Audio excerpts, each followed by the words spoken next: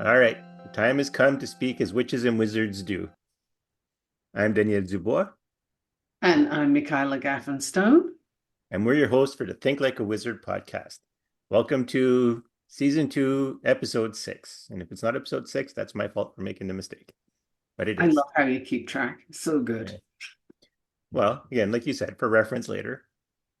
So this may or may not end up being an explicitly rated episode because our topic is the weaponization of victimization.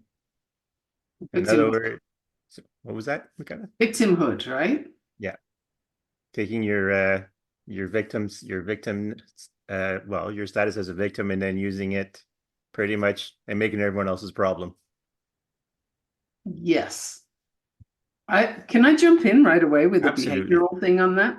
Yeah. Because okay, so I have a history of working with people with behavior issues, board certified behavior analyst. And one of the things that I have found is that when you have a child who gets attention by tantruming, by having big behaviors and causing problems, and nobody ever teaches them how to get attention differently, how to do it in a more functional way so that it's not annoying to everybody, that person will more than likely grow up to be an adult who lives in the space of drama. And drama means if there isn't a crisis, you'll create one. And if somebody offers you a solution, you're going to have what I call the but language, which is, but I can't do that because da da da da da. But you Mhm. don't understand. Da da da da da. And the walls will be thrown up bigger than the Great Wall of China to prevent you from offering anything that they could use. And they're certainly not going to go find it for themselves because that space is where they're comfortable. It's a comfort zone of, but my life is lurching from one catastrophe to the next. That's how it is. And people give me attention for it. And that's from a behavioral perspective. So if you have a kid who behaves in big behaviors, tantrums, loud, they get into trouble a lot, and that's how they get attention. To a kid, any attention is attention. It's good. They want whatever attention they can get. So don't think they're differentiating.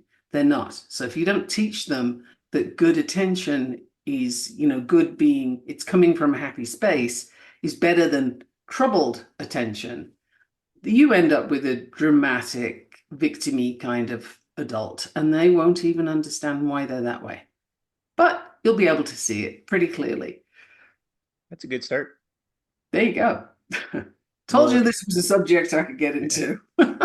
it's a good start. I had a lot of ways in my mind to go with this. That's a good start because I did want to take it from the after, thinking about it, dropping a few F-bombs to myself over what to talk about. And I kind of did think, well, the nature of this podcast is think like a wizard. So how can we understand what motivates the person who's victimizing someone else, having been a victim themselves? So how do we get there? And this is a good start for that. I got that too. I'm happy to jump in on that one as well. Yeah. So the person who perpetuates the cycle of victimization, there's a number of things that can be going on because people are complex and there's always more than one way to reach an end point. But typically, this is what that person will have experienced, and they haven't stepped out of it. They haven't taken that self-awareness step to be able to say, that wasn't okay. That's not the way things need to be. And they can't make their own backgrounds wrong. So they're going to perpetuate it. That's one thing. And then it is an awful lot easier to follow the ingrained path than to break free of that. I mean, I've had a client I've been working with for 2.5 years now, and the couple, both of them, are breaking free of trauma cycles and trying not to inflict it on their kid. And they are a rarity in the world of clients because they keep showing up to do the work. But it takes continual work. Like they are putting in so much effort. I mean, how many times have you experienced or the listener experienced that, you have this idea in your head of, I am not going to do this and I'm never going to say that. And then voila, your mother comes out of your mouth, or your father comes out of your mouth. The whatever it is that you were saying you're not going to Yeah. do that, there it is coming out of your mouth, and it's like a moment of shock and sort of, I did not just do that. But actually, yeah, everybody does. The question is, are you going to catch that and change it? Mm. Or are you just going to roll with it because that's the easier path? And that can be the difference between somebody who perpetuates the victimization and somebody who steps out of it and says, no, I'm not doing it that way. But there's an awful lot of self-exploration, self-awareness, and coming to terms with your parents being not only fallible, but, some people have parents who really aren't very nice people. That happens. It's a world full of people Yeah. who are, some aren't nice.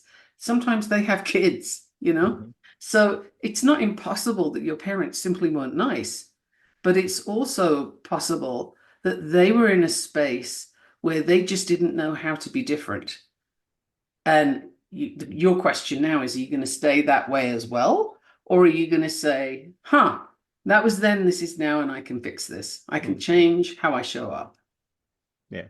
It's funny because I would be remiss for the people who are listening who know me personally to not mention my grandfather. My grandfather was abused as a child, but he grew up to be very beloved by his community and everyone because he took that experience and said, I don't want anyone else to go through that experience. And so I'll be this, do his best to be the solution to that problem. Right. It And helped that's a too. choice. Yeah. It helped too that so that was my maternal grandfather, but so my grandmother's father, so his father-in-law was also a very he would go to bat for anyone. Like if someone needed help, even if the person actually, this is a story I'll share. So so one of my great grandmother's sisters, so his sister-in-law, her husband, so he fought in World War II. And when he came back, like he had basically came back a different man, right? Part due to taking injuries and part the trauma of being at war.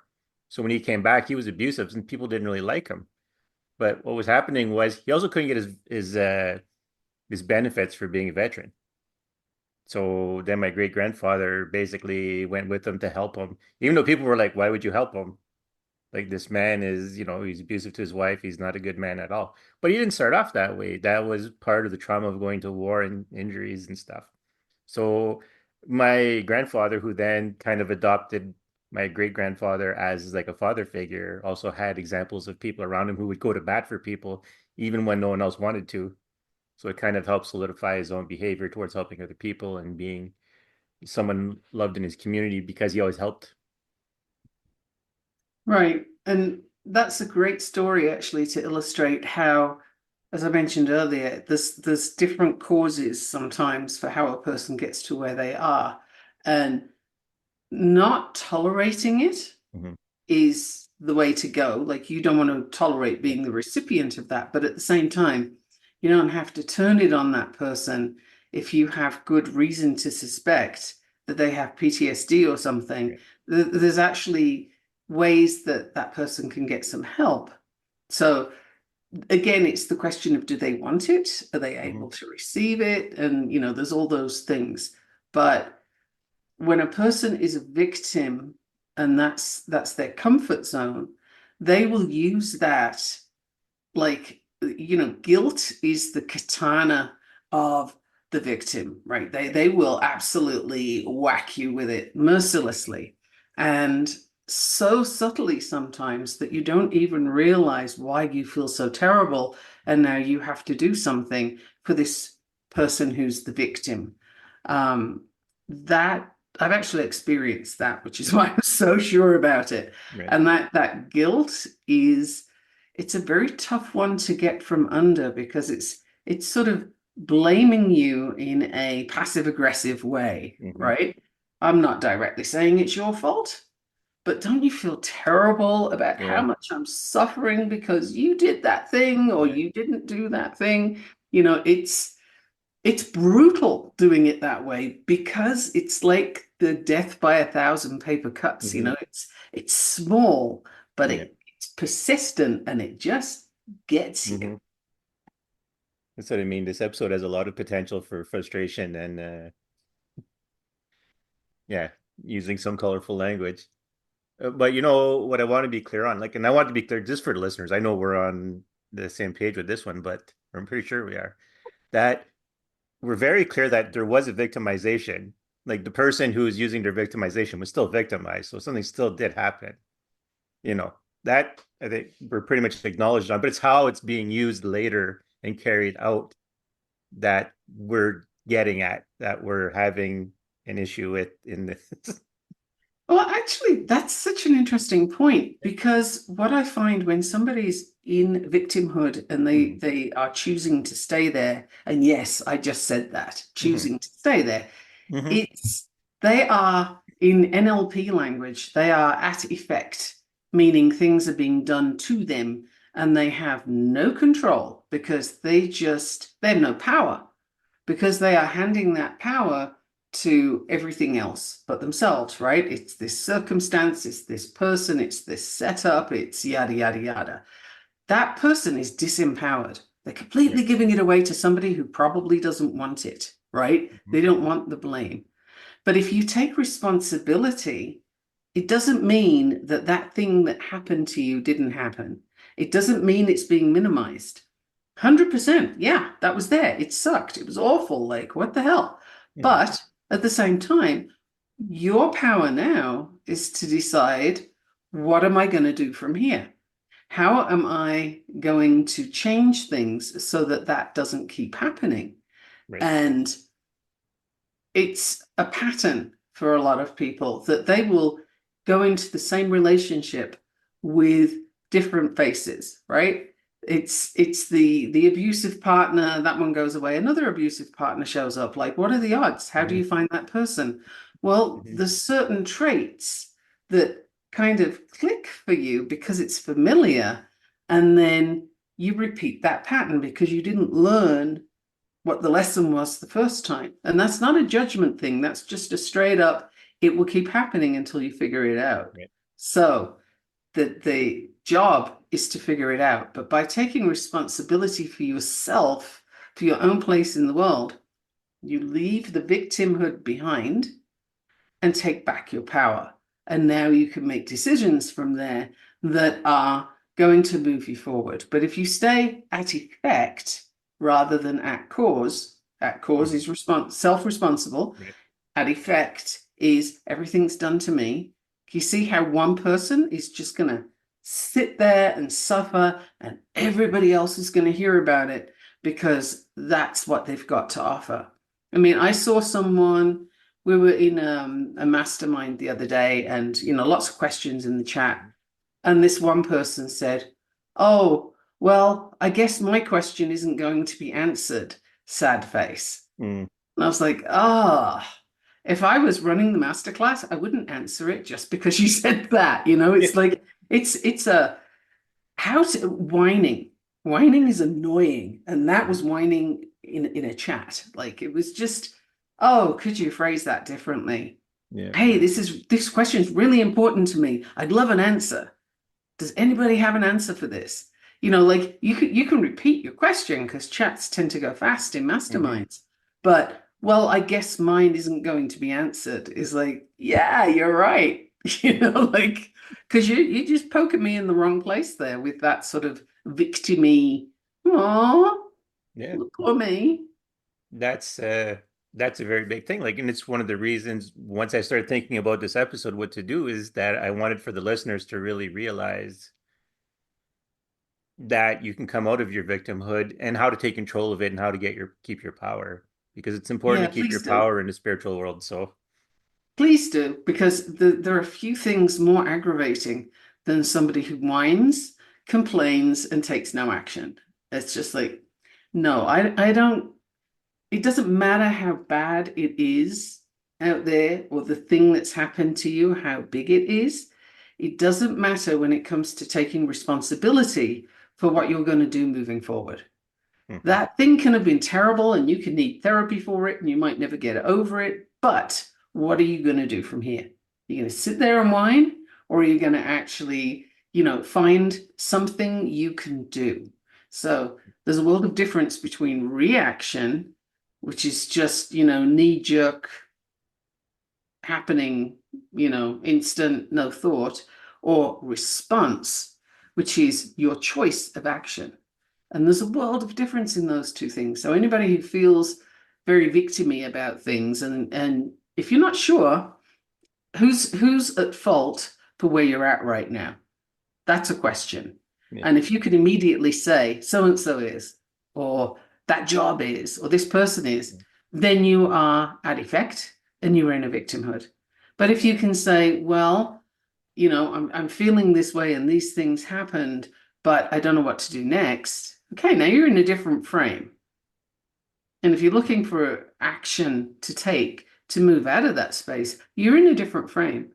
And something just came to mind as I was saying that. I have these Yeah. things running along, and that is here's a hint for anybody who's job hopping, right? If you are moving job to job because the boss sucks, the work environment's toxic, and da da da da da, whole bunch of things. There's a few things I'd like you to look at. One, that might be exactly accurate. So choose better. Two, how are you showing up to that job? Is there something you could do differently? And three, probably the most important piece, is consider that whenever you move job to job, you are the one that's moving. So you're always there. The Mhm. question is, did it get better? Because if it didn't, maybe you're the problem. And I mean that in the most objective way I can say that. It's not, I'm not judging anybody, but it's just sometimes we get this mindset about how a thing is supposed to be, how it's supposed to look, and it doesn't. And the problem isn't it necessarily, it's you because you need a little flexibility. You need to change your viewpoint or go looking somewhere else. Like maybe you're just looking in the wrong place, but be aware that the next job isn't going to improve if you don't fix what's up with you. Yeah. It's something like along those lines. Like to me, I think about it like when you're a kid and you're victimized, right? It sets Mm-hmm. up your view of reality to be a little bit different, Mm-hmm. especially if there's people around you who recognize, that you're being victimized. Because then if you get that reaction of, oh, poor you, which I mean, you should get some sympathy. I mean, you're a child being victimized and you don't have any you lack a lot of power in that situation. But one of the things that happens, I find when people grow up in that kind of environment, especially with the not as supportive as you need environment, still like some support, but people don't know what else to do, so they just kind of give you pity. I find sometimes with those adults, they become adults and then they end up with a hard time because they realize like so the person who was victimizing them is the bad guy and it's black and white, there's no ifs, ands, or it's about it. And then you grow up into adulthood with black and white mentality. And so when you make mistakes, it's like, wait, hold on a second. I'm the victim. I'm not the person who does the bad thing. So Right. now what? And then you either have to start victimizing other people, or start using your victim identity basically to defend yourself, or you have to start having nuanced thoughts about things like, well, if I made a mistake and I did a bad thing and I made a mistake, then is it possible that the person who victimized me was just a person who made a mistake as well. And then there's all these thoughts of how do I move forward now with this new reality of my victimizer uh may not have been the complete monster I knew them to be. Like it depends on your victimization and stuff in the environment. Well, But I firmly believe that nobody wakes up in the morning and says, "How can I be a complete douche right. today?" Yeah. Right? Like I really don't think people do that. And if you grow up in an abusive environment, there is stuff going on for the people who are doing the abusing. They have got a lot of things happening that lead them to not be their best selves. Hmm. I firmly believe that too. And for anybody who thinks, she clearly doesn't know what she's talking about, I assure you, I grew up in a very unsafe environment and started learning about behavior when I was about 2, so that I could figure out if I needed to run and hide or if I was okay right now. What did I need to do? Like I had to be aware before I could even articulate it Hmm. because the environment really was unsafe. It Yeah. was not a nurturing environment. And I had a lot of self-work to do when I got older because there were options in which direction I was going to go in. And, I could have gone the route that I grew up in, shall we say, and that wouldn't have been pretty, or I could do the work, and luckily for me, I had the path to do the work. And it's not an easy path. Like I said earlier, it's not the simplest one to choose, right? Following what you already know, which is not fun or functional, that's easy. And as human beings can excuse anything to ourselves, right? We really can. We can reason our way in and out of trouble all day long. It's a skill set. And we can make excuses for things if we choose to do so. So it's very easy for that person to replicate what they've Right. experienced and not think too deeply about it. Because if you do, you're not going to feel very good about yourself. But hello, here comes excuse to the rescue, right? Hmm. Yeah, Yeah. but as a behavior analyst, I have worked with a lot of families. And one of the things that I do is talk to them about hitting their kids, spanking their kids, however you want to frame it. It's all hitting, right? Yeah. And I give them all the reasons why that is really staggeringly unhelpful and that they're not actually getting the results they think they're getting anyway. So don't do it. And boy, the responses I get to that one, it's pretty predictable, but you can always tell from the first sentence or two who was hit as a kid and hasn't done the work Yes. because they will say, "Well, I got the strap and I'm okay." And it's like, no, actually, you have a whole bunch of seriously unhealthy coping mechanisms, dude. Yes. You are not okay. Yes. When I see because you see it in social media, right? Oh, my parents spanked me and I learned a little thing called respect. And I'm like, no, you didn't. You learned And I fear. could tell you to a person, every time I see those people, I see those memes posted up and I hear people talk like that. They are the most duplicitous people behind your back that I've ever seen. 100%. Well, the thing is, if you hit your kid for Yeah. doing something that you don't like, what they have just learned is, first of all, the adult who's supposed to keep you safe will actually Hmm. hurt you. The adult who's supposed to keep you safe gets angry and doesn't have control Yes. of their temper. And boy, I'd better do this thing in a way that I don't get caught next time. Right. So that kid becomes the sneakiest kid ever. And you will hear the parents say, "Well, my child doesn't do any of Mm. that. I spank them and they don't do that." And I'm like, "Yeah, they do. They do it threefold, mate. They just don't do it in front of you." So, and I've come across this so many times in real time, real practice. And it's like, no, you're teaching that kid to be sneaky. You're Yes. teaching them that you are not a safe person Hmm. to be themselves in front of. And so they're going to go do it elsewhere and they're going to push the envelope because the sort of boundary setting that they're supposed to be experiencing isn't Yeah. particularly helpful at your hands if you're somebody who hits them. So it's just, I saw somebody write it in a post once.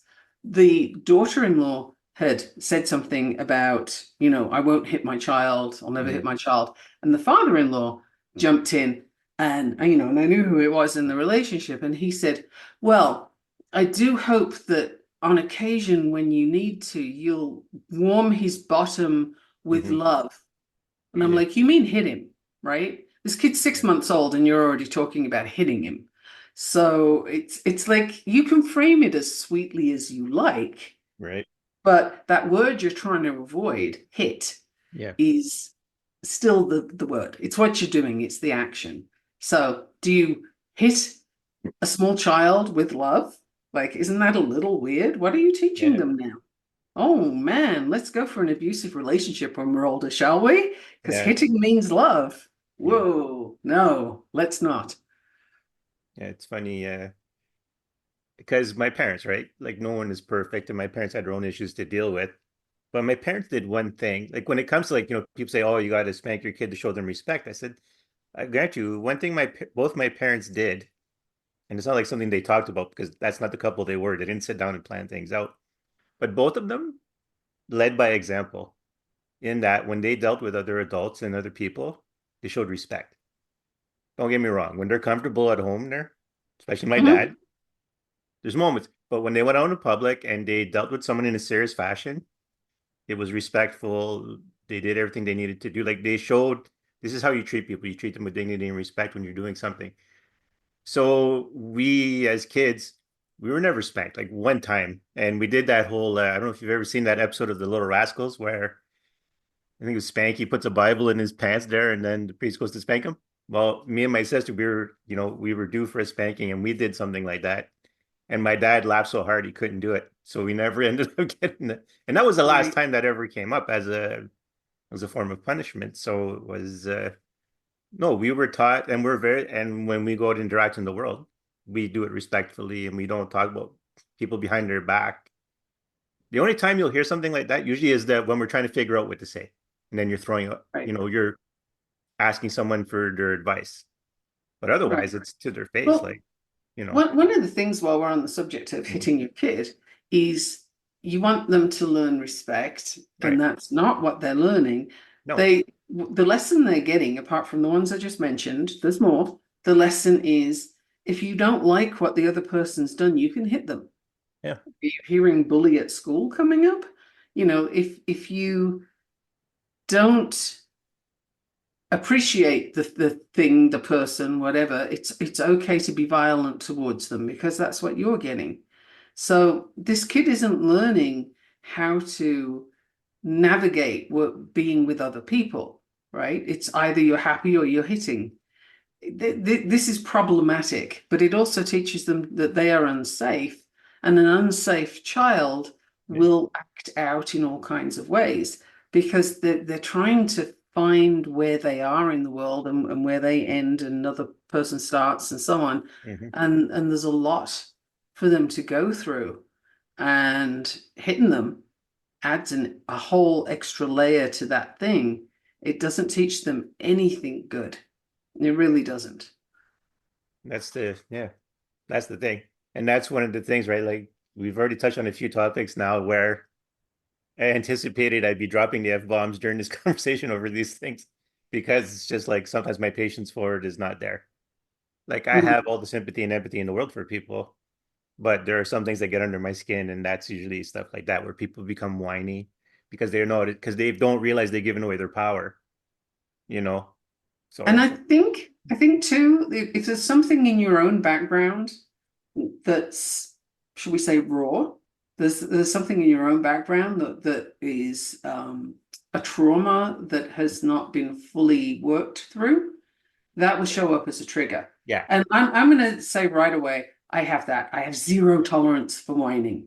My kids could tell you they could do an awful lot of things, and I know for the record I never hit them. They Mm. could do an awful lot of things, but they could not whine.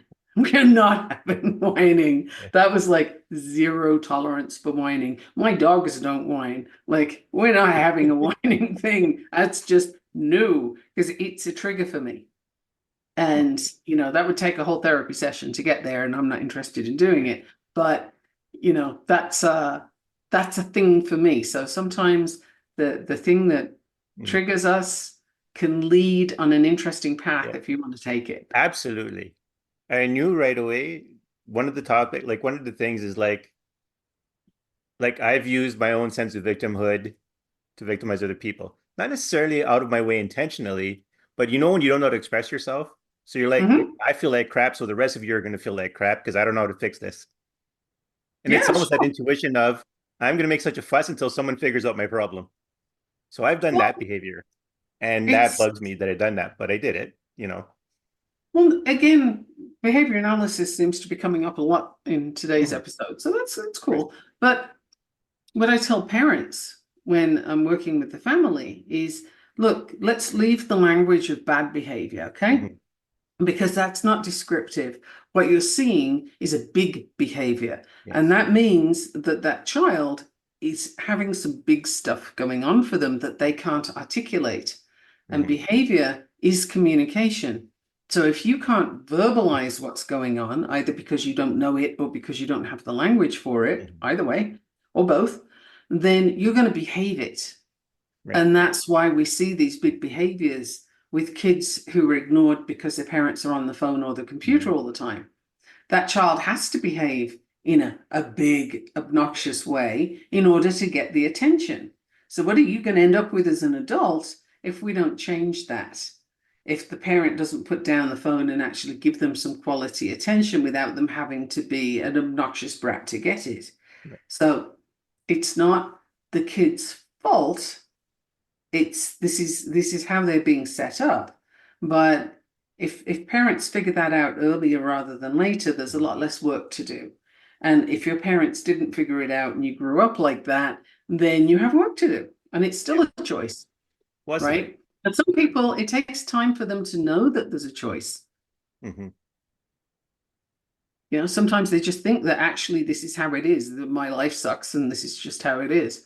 But Hmm. I dispute that. I really don't think it has to be that way. That's true. You And I can will change say, even a small thing, even a small thing. You know, I once had a job that was temporary, right? It was just hmm, while somebody was on maternity leave. But I had what was considered the most boring job in the building. okay. And people told me this. And I was like, I don't care because I only need to use about a third of my brain for this job.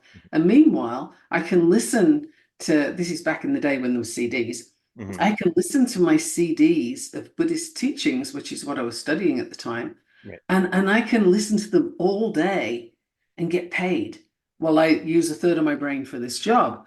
Whereas Yeah. normally, if I'm at home, I can't stay still that long. Like that's Hmm. not possible. So I'm not going to be able to pay as much attention if I'm at home doing this. So I was thrilled. It was the perfect opportunity. That's called pre-framing and reframing a Right. situation. So at Hmm. the end of the day, I'd be in the elevator with, tired looking people and I'm kind of still Yeah. bouncing and happy. Yeah. And I actually had someone say to me, what is wrong with you? Like, how can you be so happy? You have the most boring job in the Yeah. building. And I'm like, yeah, and it's great. It's so cool. I'm having fun with it, because I had access to this other thing. So I could have whined and complained and said, oh no, this is terrible. It's so boring. Or I could have said, hey, I don't need to use a whole heap of my brain for this. What else can I Hmm. do at the same time? Yep. And I had fun with it. That's an example of taking a miserable situation or potentially miserable and flipping it. Yeah. I'm kind of now on the idea of because we discussed how you use your power, right? So being living in victimhood is because you don't know how to use your power. So the only way you can think to get power is that people are sympathetic towards me when I'm victimized. So I'm gonna act the victim all the time. It's pretty much the only kind of power you know to have. Right. And then, but when you let yourself actually grow and recover from it, then you're taking back your full power. And so now I'm stuck there. All right, what Well, is the it? thing is, if you're in the space of being the victim, you're Hmm. not really in any kind of power. You're reliant on other people's input Right. to make you feel justified, to make you feel, yeah, it really isn't my fault, right? Because that's what we're always looking for in the state of victimhood is tell me it's not my fault. Give me the sympathy. Give me all the, you know, there, poor thing comments. But if you look at the energy of that, That is a gray, muddy, sticky energy that really doesn't vibrate at a very high level, Mhm. getting straight into the spiritual stuff. It is a low, sludgy kind of movement energy. Right. Whereas if you step into self-responsibility and you sort of sit up straighter and say, well, okay, what am I going to do about this? How can I make this awesome? And, and you can look at the worst thing, you could look at a pile of dirt and you can either see a mess or you can see something you could put in a pot and stick a plant in. Yeah. Like how are you going to look at that thing? Mhm. And that's where your power comes in. Now, that level of power is a more bright orange kind of higher vibration, excited, happy energy, right? And it moves more quickly. And what you're looking for with that positive viewpoint will come to you. Your vibration matches the vibration of what comes to you, or Right. vice versa, right? So you're not going to vibrate at a low level and attract high level things. It just doesn't work that way. That's not how the universe works. There's a video going around in the internet right now of a guy with tuning forks, and Mhm. he shows you how you hit a tuning fork and you get one of a different vibration and put it next to it, and nothing happens. You hit a tuning fork, you get one with the same vibrational level, put Mhm. it next to it, and they both start vibrating. That's a beautiful example of how it works. So Yeah. if you're putting victimy stuff out there, you're attracting victimy stuff. You're attracting more of the mud and the Yeah. stickiness. And if you're putting out the, hey, I'm here and I'm ready to take action, then you bring the possibilities. Hmm. Yeah. I just find that interesting Energetically, that you that's brought that up with absolutely the a tuning thing. forks. Yeah. Actually, if I find the video, I'll put a link to it in the notes for the episode because it would be interesting for people to watch to Sure. see that And connection. and going into neuroscience for a moment, because I like studying, right? So I have Yeah, this stuff to play absolutely. with. Reticular activating system is the part of your brain that decides what you focus Mhm. on. And you cannot focus on the infinite field of possibilities around you. There's too much, and your brain can't handle that. So, whatever you are giving your attention to, whatever mindset you're bringing to it, the reticular activating is listening and it says, oh, okay, you want that? Sure. And it's not assessing this for you. It's not judging it. It's Mm. just if you're interested in red cars, it's going to find all the red cars for you. Right. If you're interested in how many ways your day sucks, it will find lots of ways that your day sucks. And if you're looking for new and interesting contact with, people you haven't met yet, chances are you will find yourself doing the behaviors that get you there. Because that's the thing, the reticular activating system is like your operating uh, point, right? Right. And it will direct you to do the things that get you what you are telling it you want. And what you're telling it you want is what you're focusing on. Yeah. So this is a really important part. And then again, with the victimhood, the words I am are two of the most powerful words a person can ever utter. Mm. Because whatever follows it, your brain, your subconscious, which runs 80% of your day, that subconscious is listening and it Mhm. will give you everything you need to be who you say Yeah. you are. So when you say I am, like think of a runner, right? Right. Somebody who identifies as a runner. I am a runner. Okay. It's raining outside today, but it's time for my run. If I'm a runner, I'm going to put my shoes on and go for a run. If Right. I'm someone who says, oh, I'd like to start running, I'm going to start running soon, you are not putting your shoes on if it's raining outside because that just tipped the balance. You don't identify with that. You're not focused on it. So it's not going to happen. I'm going to give you a direct example, and for the listeners, just how powerful that statement is. When I used to say I am an artist, I used to draw all the time. Now I'm like, okay, I'm someone who draws. Imagine now ask yourself, how often have I drawn in the last 6 months? Right. Zero when I started talking like that. It's so different. I mean, when I first moved out of working a behavior analysis job and into coaching and doing all the things that I do now, I looked at all my studies, all my experience, the degrees, the certificates, all the things, and with some difficulty, I arrived at I'm a human behavior expert. Mhm. And boy, was that hard to say. But I was like, no, really, if I'm not, who is? Like, I have all this stuff and I've done all this stuff and I know all this stuff. Like, how am I not? Right. Yep. But the more I said, I am a human behavior expert, the more it just kind of sank into that's who I am, actually. That's how I show up. And I don't have imposter syndrome around that. Doesn't mean I'm the smartest person in the room. It just means I can hold my own. I don't have to compare how I'm doing to somebody else because it doesn't matter. I know what I know, and I'm bringing that, and you bring yours, right? Hmm. And that whole energy shift happened because of the words I am. Yeah, it's If funny. I Even to didn't give own another it, example, to give another example, when you first came on and you said, and you pointed me out as a wizard, a title I had not been owning at this point. Well, then when I decided to own it, my sense for the flow, wow.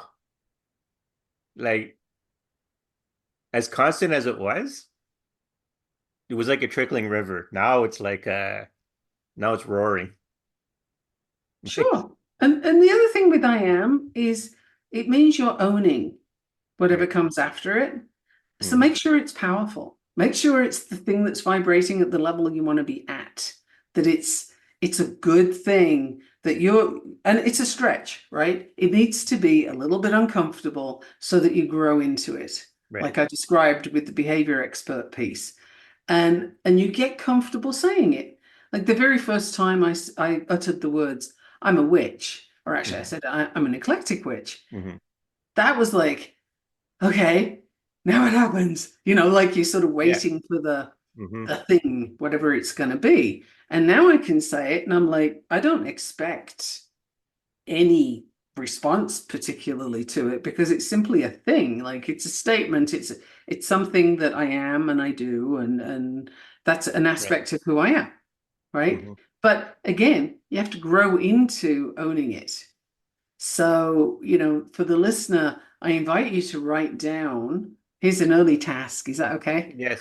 Abs You know what? Yeah, Okay. absolutely. We can do the assignment right now. If you Okay. got one. Here you go. Here's your assignment. I want you to write a column of I am and write down all the things that you are.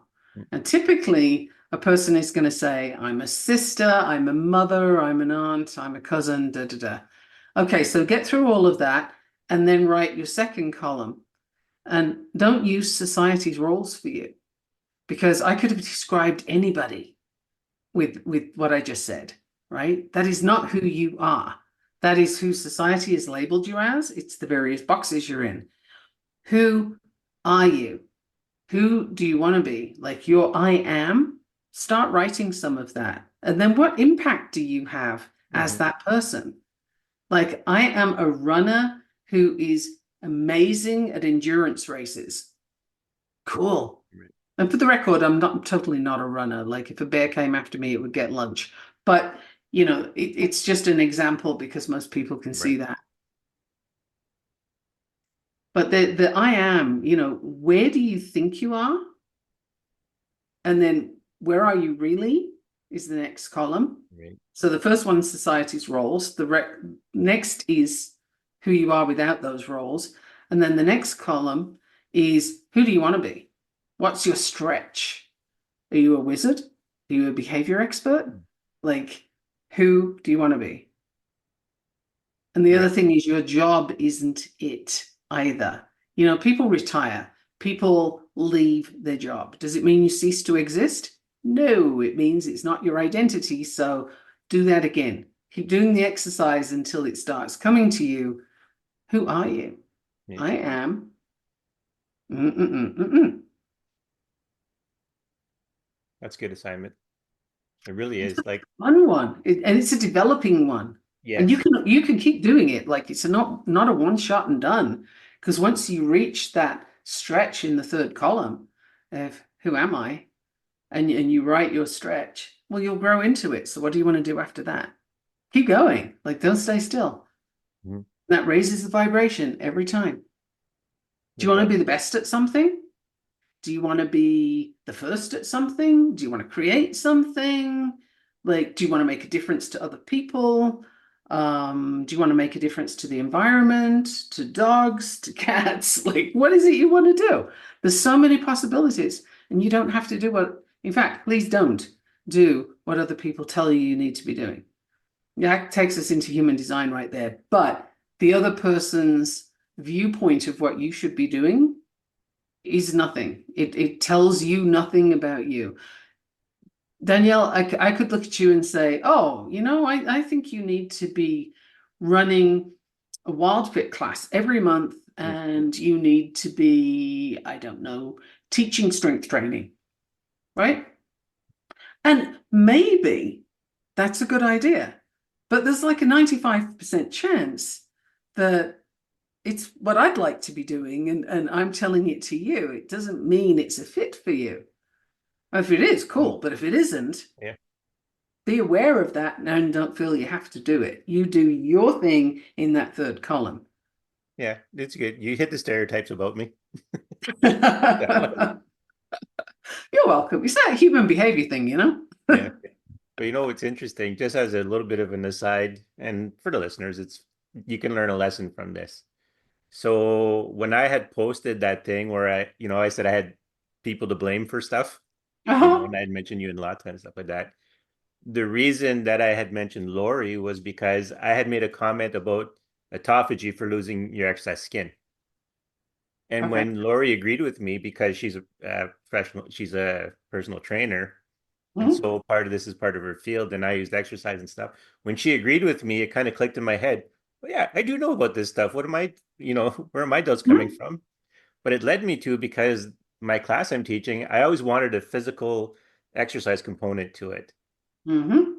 only to realize the elemental meditation part of it is physical exercise because it's not usually a sitting around meditation. It's usually moving around.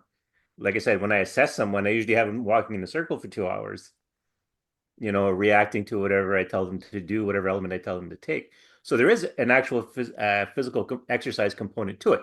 It's not an intense, like, lifting weights and stuff like that, but it can be because it's all about how the energy flows through your body and how your body works with the energy. So you're always at play with that energy. Right. So it's not a standard exercise model, but it is exercise and it is activity. And it does help your brain map your body again and be clear on how to move, and which leads to better strength, better flexibility, better energy resource use, and all that. So I Which kind is of great like, for you, yeah, right? I was looking for something, but because I had doubt in my own ability in that area, I was like, that's not it. I need something different. But then it was like, well, someone who does this actually agreed with something I talked about, which probably means I do have some kind of knowledge here. But then it made that little boost to my confidence made me realize, hold on a second. The thing I'm already offering already has that element in it. Instead of me having to go look for another element to it, I've already got one. Yeah. I mean, there's a difference between being open to another element coming to you and discounting the one you have and searching for something outside of yourself. Those are two very different energies, just like being at effect or being at cause. So being at effect, you're saying, I don't have what it takes. I need to look outside of myself. And being at cause is saying, yeah, I can do this, but I want to do it differently because this is what speaks to me. And that's what makes you you, right? That is how you can look at the list of I am and say, oh, I recognize Danielle there. Mm. Like if you said, well, I'm a brother, I'm a son, Mhm. I'm an uncle, I'm a Yeah. this, Mazel tov, you and how many people? Yeah. That's not individual. Yeah. It's nothing. It's a role, but it's not you. And who you perceive yourself to be. Now, that's the interesting part. One of the things I tell people about me is I'm a nomad and I'm a global citizen. And that will typically lead to questions, but Yeah. that is the answer to where are you from? Mm. Because I have been moving since I was 6 months old, and I've never been back to the place I was born, which is not where my parents were from. I'm not from there. Right. It's immaterial where I arrived on the planet. It's only for human design charts does it matter. Otherwise, it's Mm. immaterial. But my journey is in there, and I identify as someone who is not anchored to a particular location. And when I come to move, and by the way, my house is on the market right now. So, when I come to move, it's an easier transition for me because I perceive myself as somebody who lives that way. Now, if you Yeah. don't see yourself that way, moving's a pain in the ass. It's a lot of Yeah. work. And don't get me wrong, it is a lot of work. It does. I've done 13 international moves, and I don't know how many and I've done them is what I'm saying, not Mm. just as a kid. And then, a couple of times as an adult and once as a kid, I've left everything I owned so that I could move. And these are things that most people aren't comfortable with, but that's part of my I am. Mm. So that sets me apart in that way. Now, when I talk to someone who lives in the house they grew up in still, I find that utterly fascinating because I cannot comprehend that experience. From where I'm at, I can't possibly comprehend it. Just like that person looks at me and says, "What do you mean you keep moving?" Ah, Yeah. and it makes them fearful. But their identity is, I've always lived here. This is my place. My identity is, I don't have a place. I keep moving. So, see what I'm saying? Like it can Mhm. alter your trajectory in a big way just to Yeah. have that definition. Mm. I was just thinking because yeah, the none of the places I was raised in or grew up in are in my life anymore. So yeah, like I do currently live in the place that I lived in when I was first born. Not the house, but the town. But I wasn't raised here. But like all the places, grandparents' place, places I've lived in as a kid, none of them are now in my whatever are not accessible to me anymore as they've been sold or moved, kind of a thing. Right. But for me, I go to any one of the countries that I've lived in before, and they will invariably ask me where I'm from Yeah. because they don't recognize me as being from there. So I'm Yep. perpetually foreign in that Mm. regard. And that sets up a very different expectation for how things are going to go. But also the idea of picking up and moving, sure, I can do that. And if it means I can't take all my stuff with me, I can do that. I've done it. But that's part of my I am. I am flexible. I am able to move. I am, a nomad. I'm a Yeah. global citizen. I'm these things, Yeah. right? Along that lines, to me, like when people ask me, I always tell them like if it was up to me, once a year I'd have a big fire and I'd burn everything down and start over once a year. Like, But anybody who's considering this course of yeah. action, Hmm. you could give your stuff away first of all. You don't have to burn it. Yeah. But the but on the other hand, a good fire can be fun. Mm. Just in Yeah. case you are considering, I want to move, but I can't because I'll leave all my stuff. Right. I assure you from personal experience, you can leave all your stuff, and that's other things will come to you like you're a magnet and they can't stay away. It is impossible to stay as a minimalist unless you really put a lot of effort into it. It's hard to do. Stuff keeps coming. I mean, Yeah. I'm in a house now. I have tons of stuff here that I didn't have a few years ago. And it's like, what the hell? Now I'm going to move and I'm going to have to like leave half of it or something. And it's one of those things like, how do I keep ending up with this? But then, okay, so somebody else needs it next. Yeah. That's That's how the it's thing. going to go. But that fits into my I Yeah. am. On behalf of minimalists everywhere, it is very difficult to stay Like, I Yeah. don't go to my way to buy things. I don't go to my way to increase my material gains. Like, I really don't. But No, but yet, it keeps coming. even where I am now, I have like at least 5 times more things than what I started with. And I had already Mhm. got rid of a bunch of stuff. Yeah. So if stuff is your problem, Yeah. if stuff is keeping you locked in your location, then take a deep breath, be brave, pass it on to somebody else, and don't worry because you will get more stuff. That is sure as, to use an expression from when I grew up. as sure as God made little apples, you are going to get more stuff. Mm. That's just a thing. So don't let that hold you back. Yeah. And I've Stuff known shows people up do eventually. that. Stuff shows up. You I've just known gotta people do that though, where they have stayed in a place they're not happy because they don't want to give up their stuff. It's like, man, you're going to be so pissed when you get to your older years Mhm. and you're looking back over your life and you realize, if you realize that you actually stayed stuck in a miserable place Mhm. because of stuff that you could lose in a fire, right? You could Yeah. lose it in a tornado. You could lose it in a burglary. You could lose it in any number of ways. Mm. And yet you were prepared to stay in one place for it. Well, Man, that's that's the sad. thing. I Like, know a couple who've been married for many, many years. They can't stand each other. They're absolutely awful to each other. The things they say would just curl your hair. Sorry. Um, but you know, the things they say would turn your beard purple. mhm. Um, and they are still together because neither of them want to give up the house they're in. I kid you not. Jeez.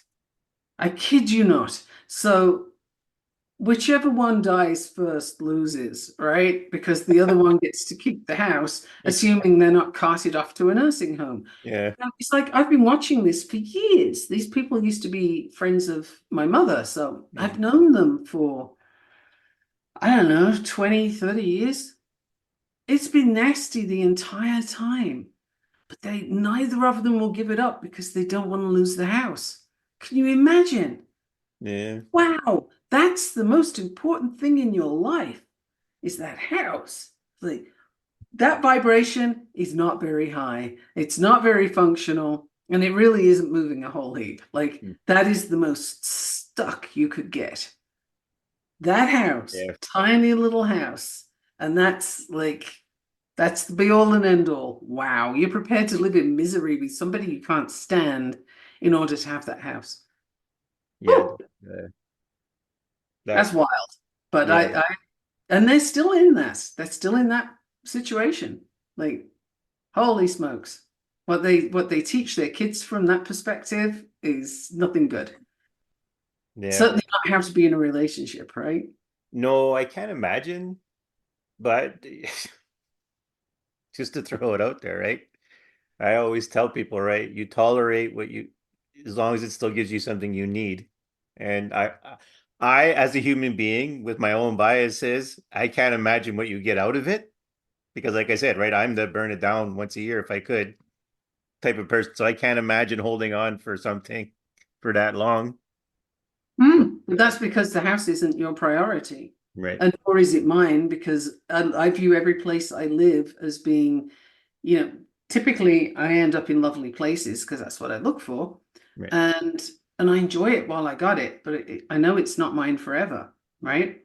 So I just sort of appreciate it. So I get more appreciation, I think, out of where I am than most people do. Well, you say that, and this is one of the big lessons to learn in life. And to quote Dickens on it, life is made up of meetings and partings. Nothing stays forever, basically. So Right. appreciate what you have while you have it because it's not going to be there forever. So let it go when it's time to go, but appreciate it while you have it and enjoy it while you have it. And actually, it's so much better then. Like I lived when I was in Yeah. Singapore, we had this house that was just amazing. Like the location was superb. It was a beautiful big place. There was gardens. There was like everything you possibly want. And I moved in there knowing I had 4 years. And it was like, yeah, I'm gonna love every second of this. This is so freaking cool. And I did. I loved it. And I loved it so much that when it was time to leave 4 years later, I was like tugging on the heartstrings a little Mhm. because I didn't want to leave, but not too much because I knew it was coming. And Right. I had put so much attention into enjoying it that I really did like squeeze that juice out of the orange. Like I really did get everything out of being there that was available. So I knew I was in a great location for travel, traveled like crazy, took my kids all over the place. We traveled into some remote locations, very high locations, desert, mountains, all kinds of things. We did everything we could from there because we appreciated that it was temporary. Hmm. And so for the people who aren't living a nomadic lifestyle, it might be useful to try thinking about it a little differently and see if you can put the focus on where you are and what you're doing to get that orange juice, to sort of say, well, I'm going to really appreciate the hell out of this while I've got it. Mhm. I'm really going to look for all the good stuff here and love it and do that thing. And everything starts to rise up. Everything feels so much better. And you start to see the opportunities that are actually always there. Yeah, and because because you had said orange juice, so it got me thinking. When you spend your time with something and give it all your attention because you know it's temporary, something like having bad eating habits, like when you're eating food.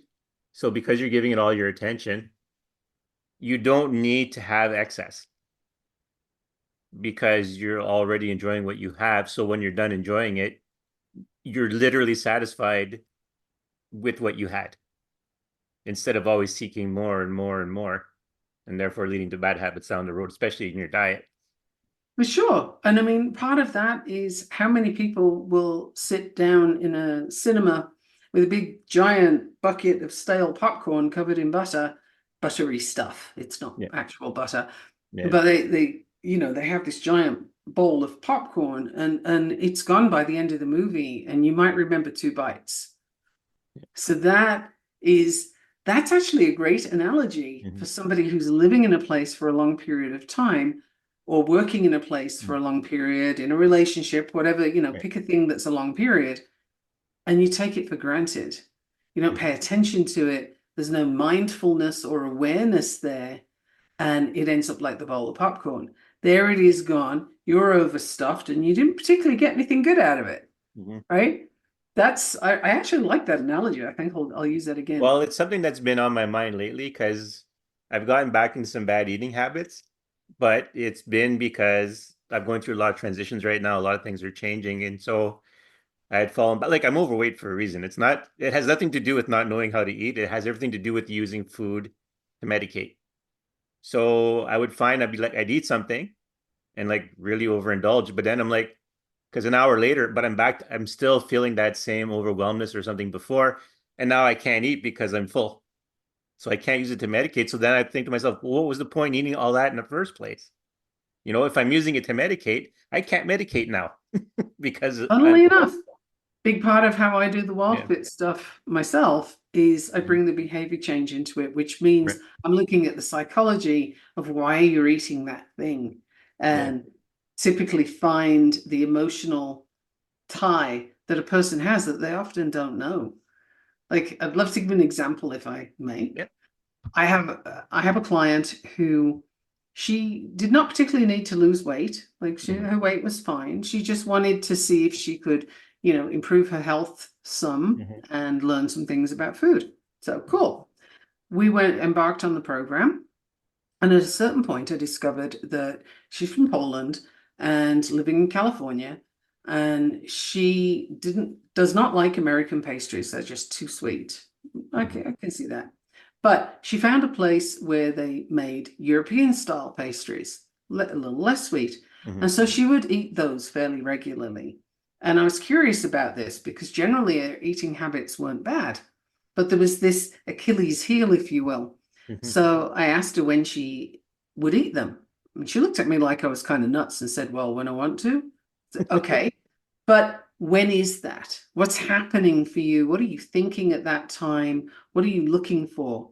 And we discovered that she was missing home on those occasions. She was missing Poland. And so I said to her, well, okay, here's this thing we're going to try.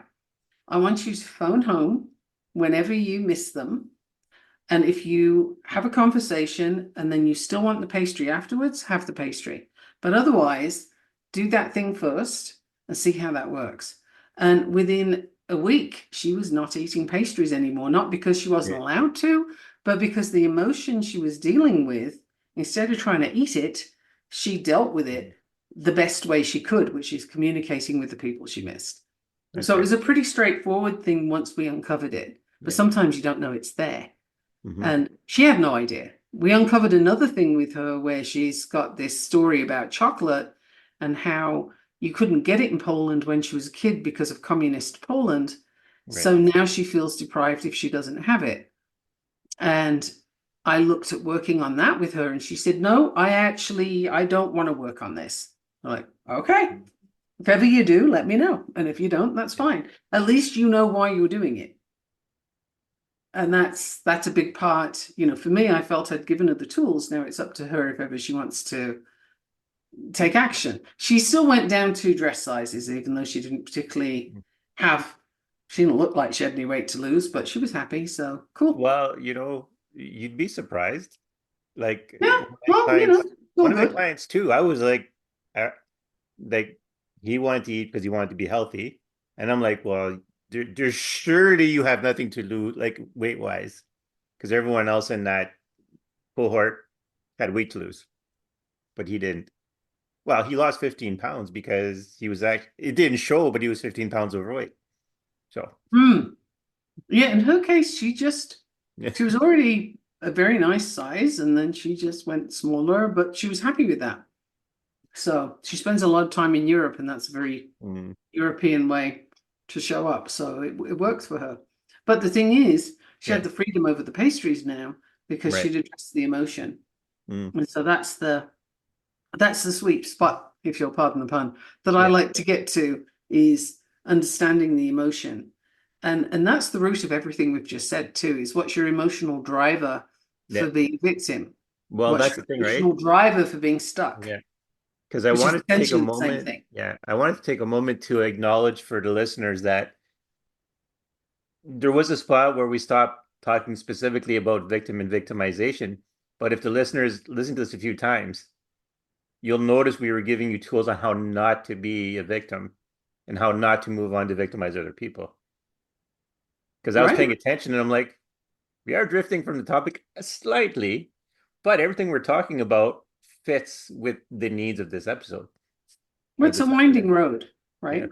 But the thing with food addictions, with emotional ties, is you can say, well, I'm an emotional eater, Hmm. or I have to have coffee in the morning, or, well, of course I have to eat the donuts. Somebody brought it to the office.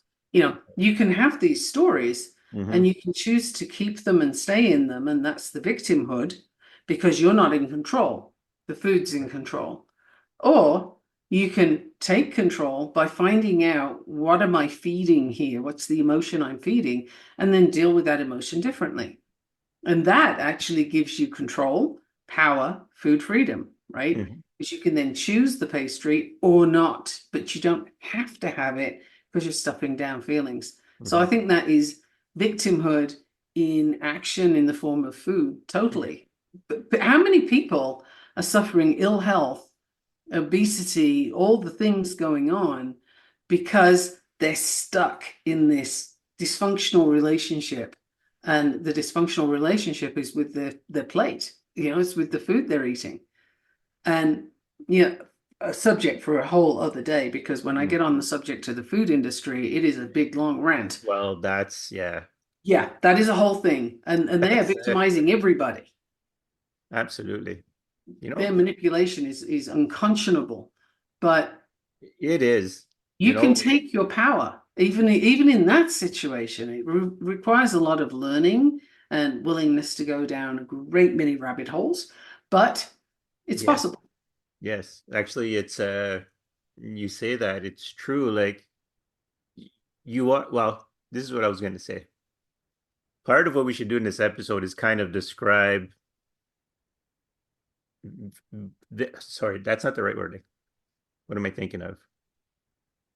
Ah, no, that's not the right way of wording it either. Sorry, give me a sec here. I'll give my example. So to maintain your victimhood, you tie your victimhood to your identity. But often you're not victimized because of your identity. Like, okay, I'm French Canadian.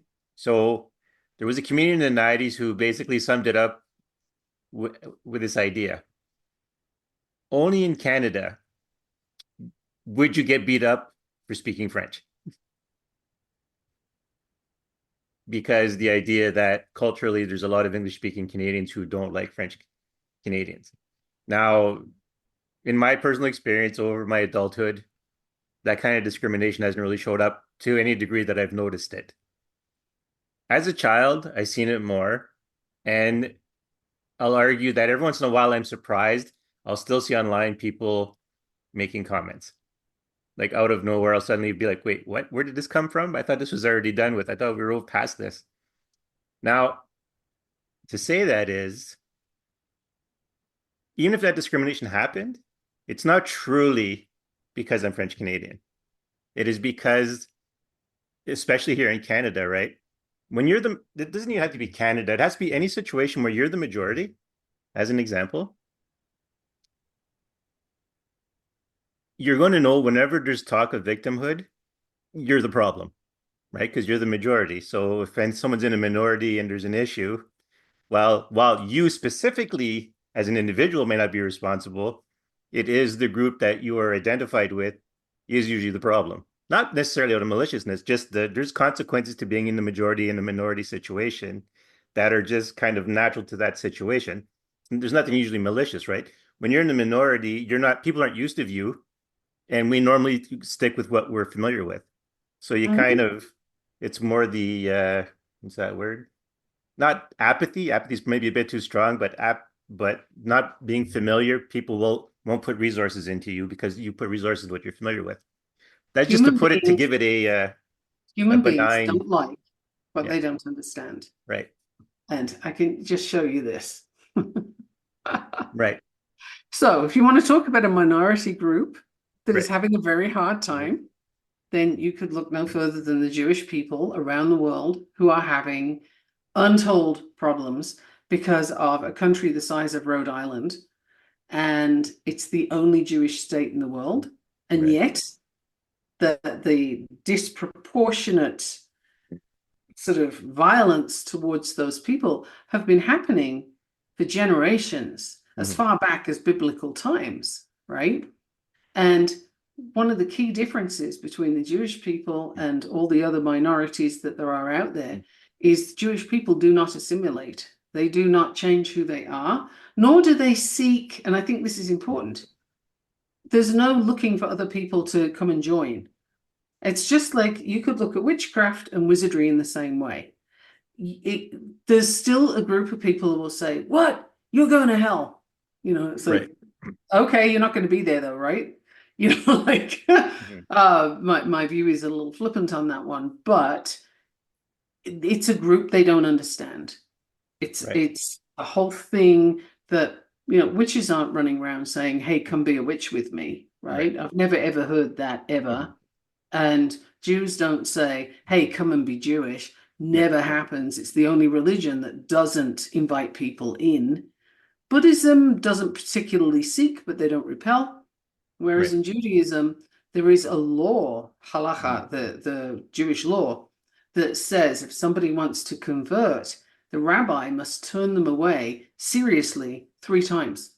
right, Like really make an effort to put that mhm, person off. It's a requirement to make sure that they're serious about what they're doing. No other religion has that. right, None. And so you have a group of people who are sort of channeled in a particular direction. And so they've made good in that direction because that's what you do if you're not a mhm, victim, right? Is you excel in the areas you're allowed in. right, And historically, that's been some particularly narrow places, mhm, right? And now people are complaining about it. And it's like, but this is what we were given and things are working and you don't like that either. Like there's this whole you don't know these people, therefore they're not okay. And that victimization happens. yeah, The victimhood isn't currently being accepted, and people are having a problem with that. right. The point I want to get into with this is that I couldn't not go there. no, that's fine. It's totally fine because it is if you want to Jewish people are always the easy thing to use to illustrate that point. Like It's a it's a good really good example. illustration. It's like Yeah, millennia. right. But what I mean is that the group, your identity group, for lack of a better wording, is not the cause of your discrimination. It's the people discriminating against you are the cause of the discrimination. What Yes. makes you the target, you know what I mean, becomes your Mhm. identity group. That's why I brought up being French Canadian for the reason of I go places and people don't discriminate against me. They like me. We hang out, even if I could be traditionally in a place where I would be discriminated against, because the people there don't see me as someone to target. So Right. then, if that's the case, then it's not me being a French Canadian that's the problem.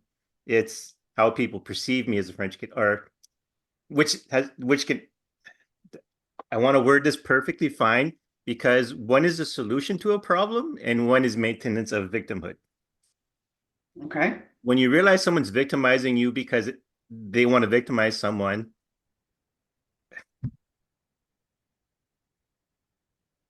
what's the wording here? It's I not almost want to personal. say it like this. If everywhere you go, you're not being victimized, then the victimization isn't then you aren't the cause of the victimization. Someone may see you and because of whatever attribute you have might put a target on you, but it's not the cause. I would actually say it's never the cause. Who you Right. are is never the cause of victimization ever. That's It's what I'm the trying other to get at. person's lens, and the victimization, the act of it, is their problem. You're feeling it because you're Yes. receiving it, but the problem is fully theirs. Hmm. And that speaks to exactly what I was saying earlier, too, about I could tell you what I think you ought to be doing, Hmm. but it's my lens. It's nothing to do Yes. with you. Same thing with the victimization. It's their lens. Like I had somebody yelling at me online this morning and Hmm. telling me to shut the fuck up and all kinds of things. And I really haven't said anything that's offensive unless you wish to be offended. Right. And You that's could choose where it, the but yeah. it was very, very simple. I simply said, spend the money on food instead of rockets. Mm. And this person lost the plot. But it's not a situation that directly affects them. Yeah, the And, people who and love the Rockets will do that for some reason. right. But the thing is, I don't deserve victimization, No. and nor do I accept it. But this person is looking for somebody to shout at, to swear at, to get mad at. And it's like, okay, what is going on in your life that this is a good idea for you? What is going on in your life that that's the level you're vibrating at? Dude, you have some work to do. Yes. Like And this that's problem what is not mine. yeah. And that's what I want from the perspective of Think Like a Wizard, is I want people to know if you feel you're being targeted because of your identity group, that's the path that leads you to victimization. The path to solving the problem is realizing that your identity put the target on you, but it is not the source of the victimization. The source of you being victimized is always the person who's trying to victimize you. It's their behavior. And often if you want to stop your victimization, if you choose to take responsibility to stop it, is find out why the person is victimizing you. There may be nothing you can do, but at least it's a start, and Or it's if you're able, just empowering to ignore do them. that.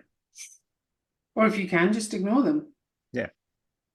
That's another thing. Because the person who was, yelling at me online this morning, Hmm. I just said, "Oh, do you not have any sort of serious response?" And he said, Yeah. a little more, and was rather rude. And I just laughed and left the conversation because I got nothing to say. I'm not putting my energy there. And that's Right. another thing with victimhood is, do you really want to put your energy into that? Or would you Hmm. like to take it and do something positive with it? And that's not easy every day, depending on external circumstances, but it's always worthwhile. It's Hmm. always worth making that decision. Do I really want to put my energy on this?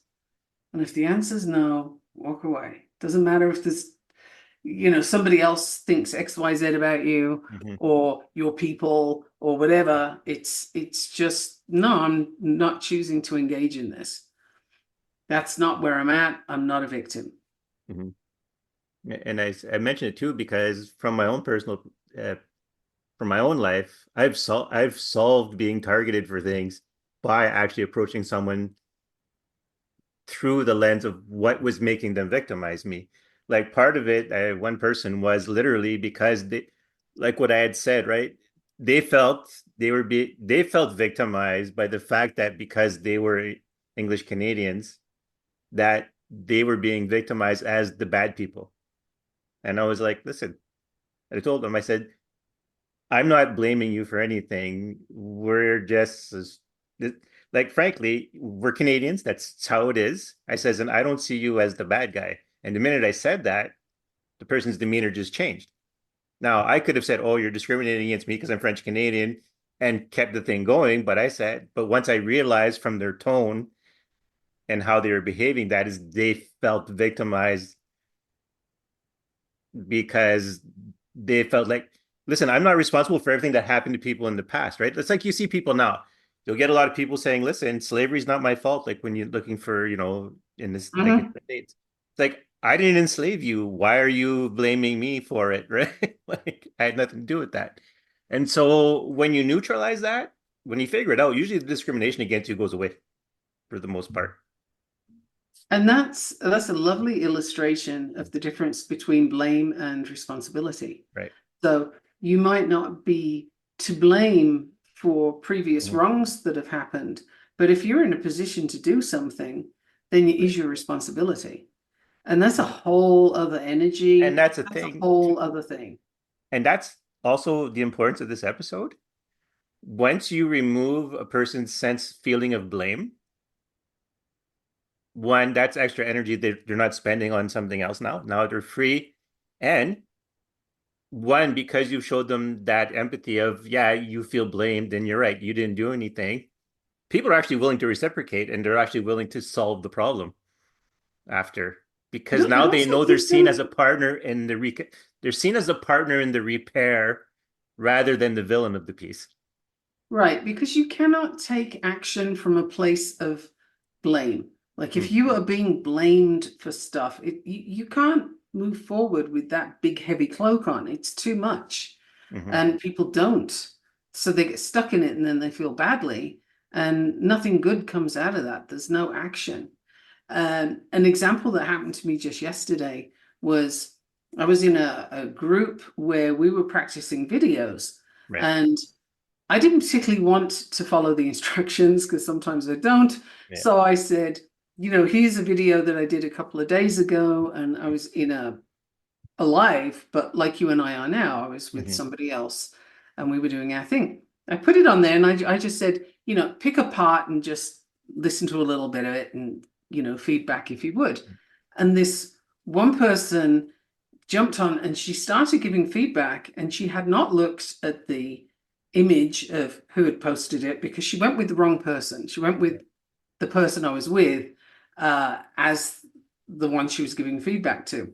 Mm-hmm. So what she ended up giving me was, oh, that gal kept looking down and I felt disconnected. And I was looking down because I was marshaling my thoughts, but I took the feedback. And so I responded to her and I explained, okay, I'm not actually that person. I'm this one. And I'm the one that was looking down. And I take the feedback. Thank you for, offering it. She Sorry, before I forget, I got to break you. I got to stop this for a second. I'm going to tell you some feedback I get. People can't fall asleep to the podcast anymore because you have too much energy. I love it. Okay, well, This is what I I'll was try and told. I wanted I'll try and feedback, dope but this it is what I down was one told. day. What's See that? how that works. Yeah. So let me finish the feedback Yeah. thing. Sorry. So after I responded in that way, she jumped back and said, "Oh, I'm so sorry. I thought it was such and such, and it was late, and I was looking at it, da, da, da, and there was just excuse, excuse, Right. excuse as to why she'd fluffed up and given the feedback to the wrong person." And I just responded with, "I appreciate your feedback. Yeah. Thank you so much for taking the time to look at the video, and I've taken on board what you've said." There was no blame. There was no complaint. I was just like, literally, it's cool. It's good. And after that, I had like three comments from her, one after the other, all sort of, "Oh, well, I thought it was amazing. And it was this." And she started putting all this positive stuff down. What I got from that was she feels better about herself Mm-hmm. now. than she did when I first pointed out that that's Right. not who you're giving feedback to. Like she felt badly and went into the excuse mode. And I Yeah. brushed aside the excuses and said, that's not what I'm taking from this. And it altered the entire transaction. And now she's kind of, oh, I'd like to talk to you. Da, da, da. Like it Mhm. shifted Yeah. because I'm not the adversary now. Right. That's the thing. Like it's there you go. We just brought world peace. Now we know the secret to world peace. Don't let people think they're your adversary. Let them think that you're actually their ally or feel like Or you're at allies. least Well, diffuse it. Diffuse yeah. it, right? It doesn't have to be a fight. Like, again, I'm not interested in putting my energy in there. Hmm. I'm sorry whoever's still awake right now, but I do get kind of bouncy because we have these great topics. So Yeah. No, it's fine because my reaction to that comment was, why are you sleeping during the podcast, listening to the podcast? actually, yeah, good point. Hey, wake up. Yeah, that was my reaction. I'm like, hold on a second. Why are you sleeping? I mean, I get it. I do it the podcast too, but it's usually podcasts where I just have like a periphery interest. Hmm. Like if I'm actually interested in it, then I leave it for when I'm awake. You know, I I don't don't have it like just to as fall background noise. asleep. Don't like to fall asleep to uh something that I don't know what's coming Mm. next because that's going to get into your subconscious. And so Well, I, that's I what would makes have to sleep better. be very clear on what I was Yeah. listening to do that. Yeah. Yeah. Yeah. It's funny, but just it's interesting. But yeah, no, it's because you bring an energy to the podcast. So it's to me, I'm like, well, why would you want to fall asleep? And now, like, I get it. My tone of voice, especially in the first season, was a certain way, and so it leads itself to if you're not as interested, you can fall asleep. But it's funny. But like, for the listeners, I don't edit this. Me and Michaela just talk the whole time. I hit Yep. record and we just go. There's Yep. no editing. There's no like, but my first season was severely edited, like severely. A 15-minute episode is probably 4 hours of recording. Whoa. That's how edited it was and how much Wow. I didn't like listening to myself or I didn't like how I worded things you know, or I didn't like when Wow. I Now this is stammered or, I can attest this is unedited and it's also unrehearsed and there's yeah, no script and there's no we should be able to figure that by now. yeah, There's no script and there's no particular game plan usually. Like today we no, had a topic, yeah, but we never know where that's going. mhm, But that's the thing, the energy and the energy of the interaction comes up and then it's like a river, good luck stopping it. Up it goes. Whoosh. yeah, and yeah. All right, now I lost the rest of my train of thought. But so we Oops, got to train derailed, train derailed. yeah, but we covered a lot of the things I wanted to cover so far. There's a few more things I have in my mind, but we covered the important one of how to break the idea of being a victim in the first place, like just for yourself from that mental perspective, right? Remember, there's two ways of looking at having a bad situation happen to you. You can be a victim of it, or you can be someone who just happened to have a bad thing happen to them. And then you learn those lessons and True. you move on. And so pretty much what we've been talking about for the last little bit has been how to not be the person who is a victim, but how to be someone who now has something they can learn from And instead. I think society sets us up big time for the Hmm. victimhood thing, particularly when you look at the US with the whole liberty and pursuit of Hmm. happiness thing. Like, pardon me if this offends you, but what the hell is pursuit of happiness? Because pursuit of happiness isn't a thing. It's a state. So Right. you either choose to be in that state or not. And Mhm. so you don't pursue it. It's not external, it's an internal Right. job. So you don't pursue that. But we're sold this story about how things are supposed to look and how you go Hmm. strive for stuff. And when it doesn't happen, you're the victim, Right. right? Like things are happening to you and it's all bad and you have no power, etc. Hmm. But it's utter nonsense. It's not what's really happening at all. And it's so interesting that everybody's bought into that. Like there's stories that we have as a society that are so dysfunctional it's not funny. Yeah. I mean, in this country, it's if you're not struggling, you're not trying hard enough. Yeah, Okay, what genius came up with that? Well, probably one who's very rich and needs people to work hard. So they need you to have three jobs and minimum wage because you're too damn busy to argue back. right. And okay, but is that really how you want to live? Actually, you know what? It's funny because I'll share this story. It's not a personal story, but it's something that happened. Uh, and it's in America. So Often. three very unlikely bedfellows got together and got basically got the money due to them to their community. So I can't remember the name of the Mexican group it was. It was a there was because they weren't to me, I've never heard of them, but I've heard of the Black Panthers and I've heard of the Ku Klux Klan. These three groups got together and achieved a common goal. And what might not surprise you is the people in the Ku Klux Klan were no longer Klan members after. Right. What they realized is that they had a common goal because there was a company and it was trying to think what it was like either cheating wages or something like that for a group. And so these three groups got because they were representatives for their community got together. They put their differences aside because they realized the bigger problem was the community wasn't getting the money they needed to and that was owed them. So they got together.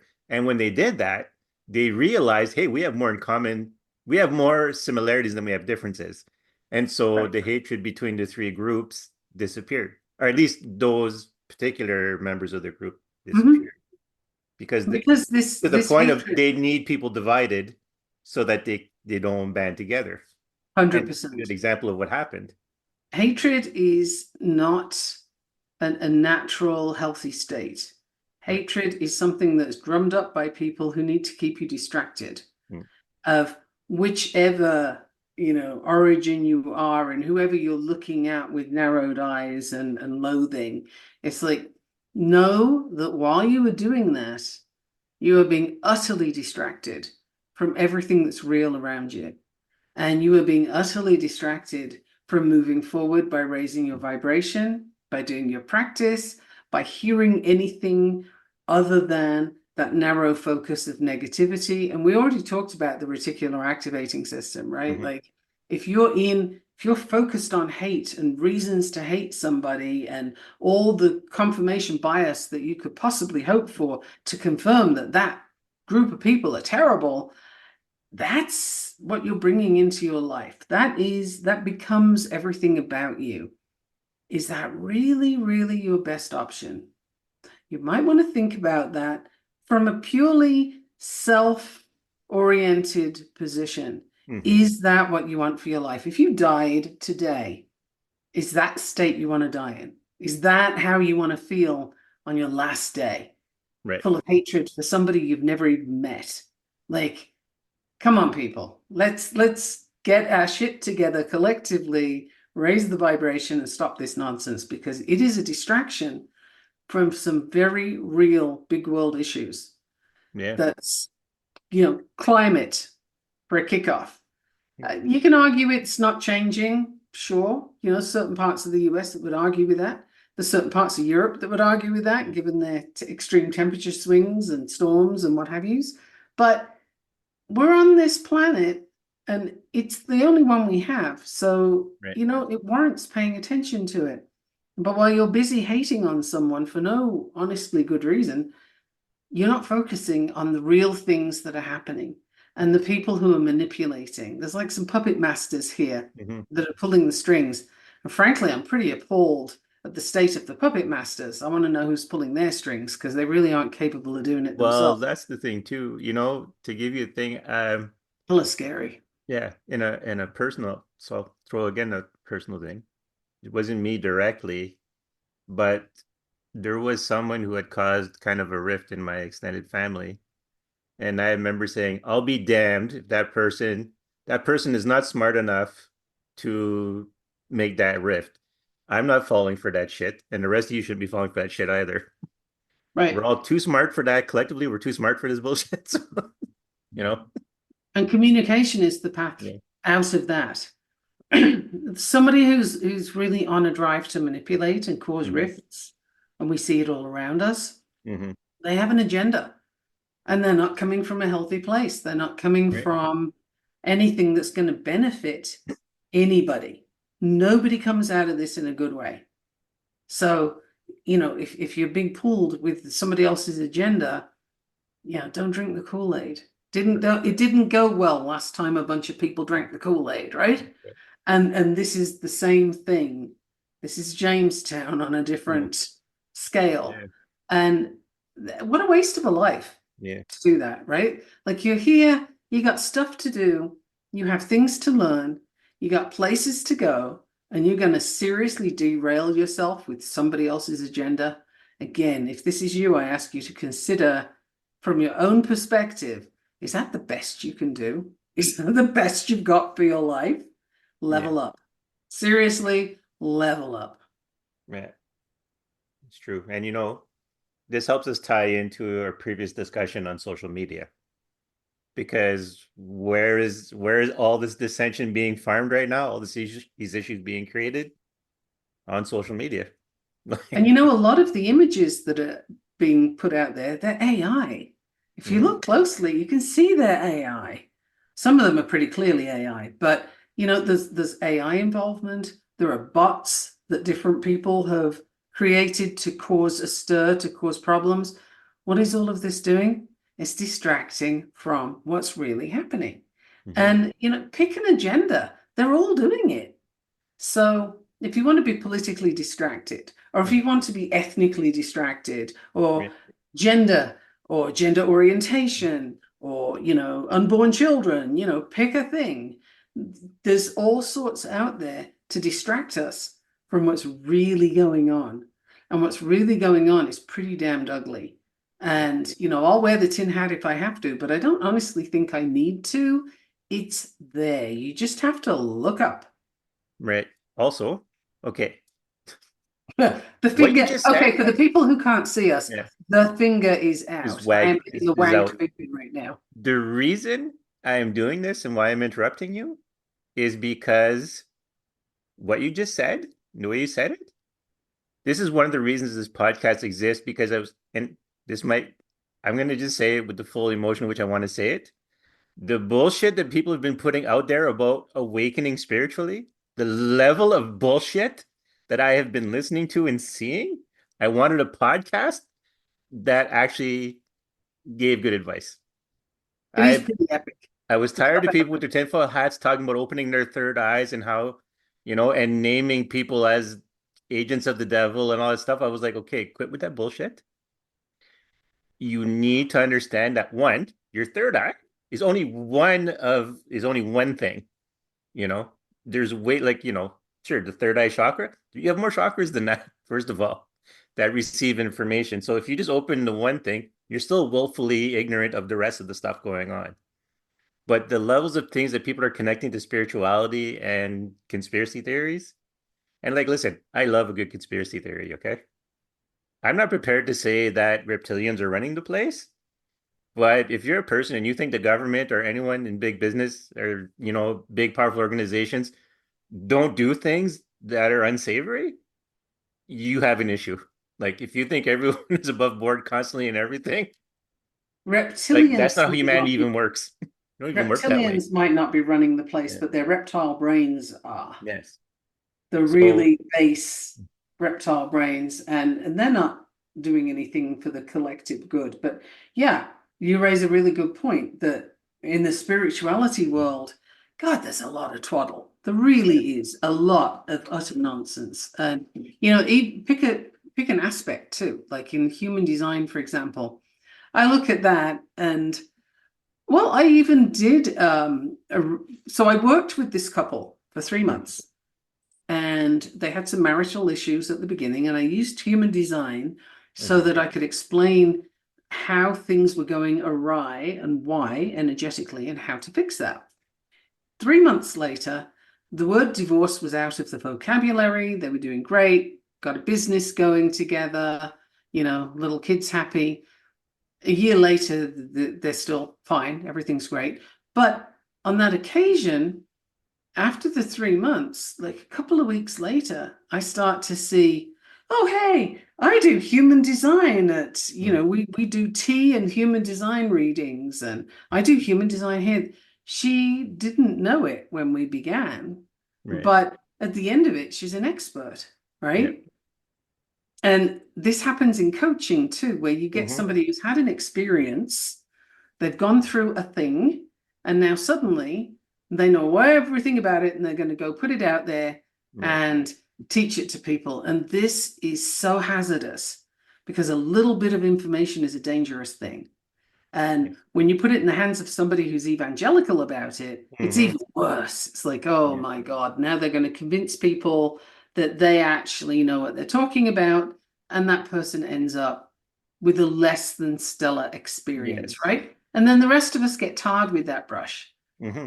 So, and when it comes to witchcraft, you hear somebody talking smack about, doing some dark spells and stuff. And it's like, if I said boo to you in the woods, you jump, Yeah. right? Like, this person's looking for the cachet of, hey, I'm a badass in the witchery world. Mm.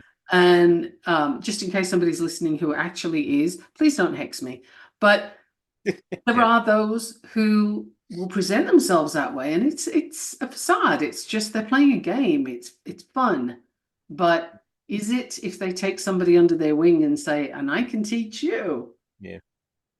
Ah, and there's a lot of that out there. And in the spiritual world, some of the stuff, it's just like I'm looking at it, and it's just I could be wrong, but to me that looks like a bunch of mumbo jumbo, and I really don't think you're going anywhere with it. But Emperor's New Clothes, right? Everybody's Yeah. pretending they get it. Well, and that's again, that's why I freaking came up with this podcast in the first place. Because it's like I cannot stand it. Like I'm only now starting to teach a program that I've been developing pretty much over the course of my lifetime. Since I've been aware enough to know I should probably be learning this, so in case someone needs to learn it, which puts at least 40 years of development into this program. So it's like if someone just picks it up, and I'm not saying you can't be a prodigy and you can't have enough intelligence to be able to link things together, because really the stuff, the way I teach it is really fundamental and it's really not complicated, but understanding where it can lead and knowing what you have to like cultivate in a person. Hmm? Like I tell my current student, like, I'm teaching you, but my real job really is to help you get out of your own way. Hmm. That's how really simple the program is. It's the not so much that I'm teaching you these big, huge secrets that takes like an IQ of 210 to learn. It's not. It's getting you out of your own way, really. But it I took, would say, I yeah. would say that that is the greatest job of all Mhm. for any coach, whether they're coaching Yes. wizardry, witchcraft, Mm. food reconnection, any of those things. Your greatest job, the number one task ever, is to help that person get out of their own way. Mhm. You cannot do better than that because anything else is putting you on them. And that's not what we're here to do. Right. And that's one of the things you and I are on the same page with, is I'm pretty sure anyway, is we're here to open things and to say, there you go, here's a package, go play with it. Yeah. And here's a thing, how do you find that? But we're here as facilitators, not as, I know the thing and you have Right. to do it my way. And the danger of working with someone who only knows a little is that that's how they're going to show up because that's what they have. That's their Mhm. toolkit, is a very narrow toolkit. I met a woman who had an emotional eating disorder, Mhm. and she went through a process, and she is out the other side. And now she's presenting herself as an expert who can help people with emotional eating disorders. Well, that's problematic on a number of levels. One, I don't think it's legal because that goes into the area of mental illness. It goes Right. into the area that's outside the scope of practice for a great many people. So that's one thing. Mhm. But the other thing is she has experienced one type of eating disorder Right. based on one history. There are as many types and histories out there as there are people. So Yeah. taking that one experience and saying, I can fix you, could land a bunch of people in serious trouble. Like they could end up having triggers flipped, Hmm. and the person who's saying, "I'm in, I'm the genius here," can't handle that because they don't know, they haven't actually done the studying. So it's another one of those, they're putting themselves out there, and it's like, yeah, but that's a hell of a responsibility for very little knowledge. Well, Are that's you the really thing. sure you want to do that? Yeah. That's why my Wow. program is basically the fundamentals because I know going from there, everyone's an individual and I even say it. This is fundamentals. No, like the reason it's fundamentals is because once you go in the world on your own, you're going to see all kinds of different things. I'm just going to help you get some tools to navigate that world. And Because, that's beautiful. yeah, and point in case, because my original alpha tester for the program, she never finished the program. She had a lot of in because she also knew it before I started the program. Like I discussed it with her. Now she's back because she has questions about all kinds of different other systems out there. And I'm like, okay, this is what you're going, this is what I suggest you do. I'll be here to listen to you when you have questions. But Hmm. take what I've taught you, the fundamentals of what I've taught you, and when you're listening to these new ideas that are being presented to you and see if it fits for you or if it makes sense to you. Because, Hmm. like, just because I gave fundamentals doesn't mean you're not going to want to try something different. Doesn't mean you don't want to go and look and explore something. Because one of the things I teach in the fundamentals, right? It doesn't matter what system of magic you use, there's still a basic fundamental to it. You can move out and go into take whatever you want to be, practice whatever the Golden Dawn practices. You want to practice whatever Wicked teaches you. You want to practice whatever Aleister Crowley called his thing. Like, do that, but just know I gave you the fundamentals to one, keep you safe, and to understand how the energy works in the first place.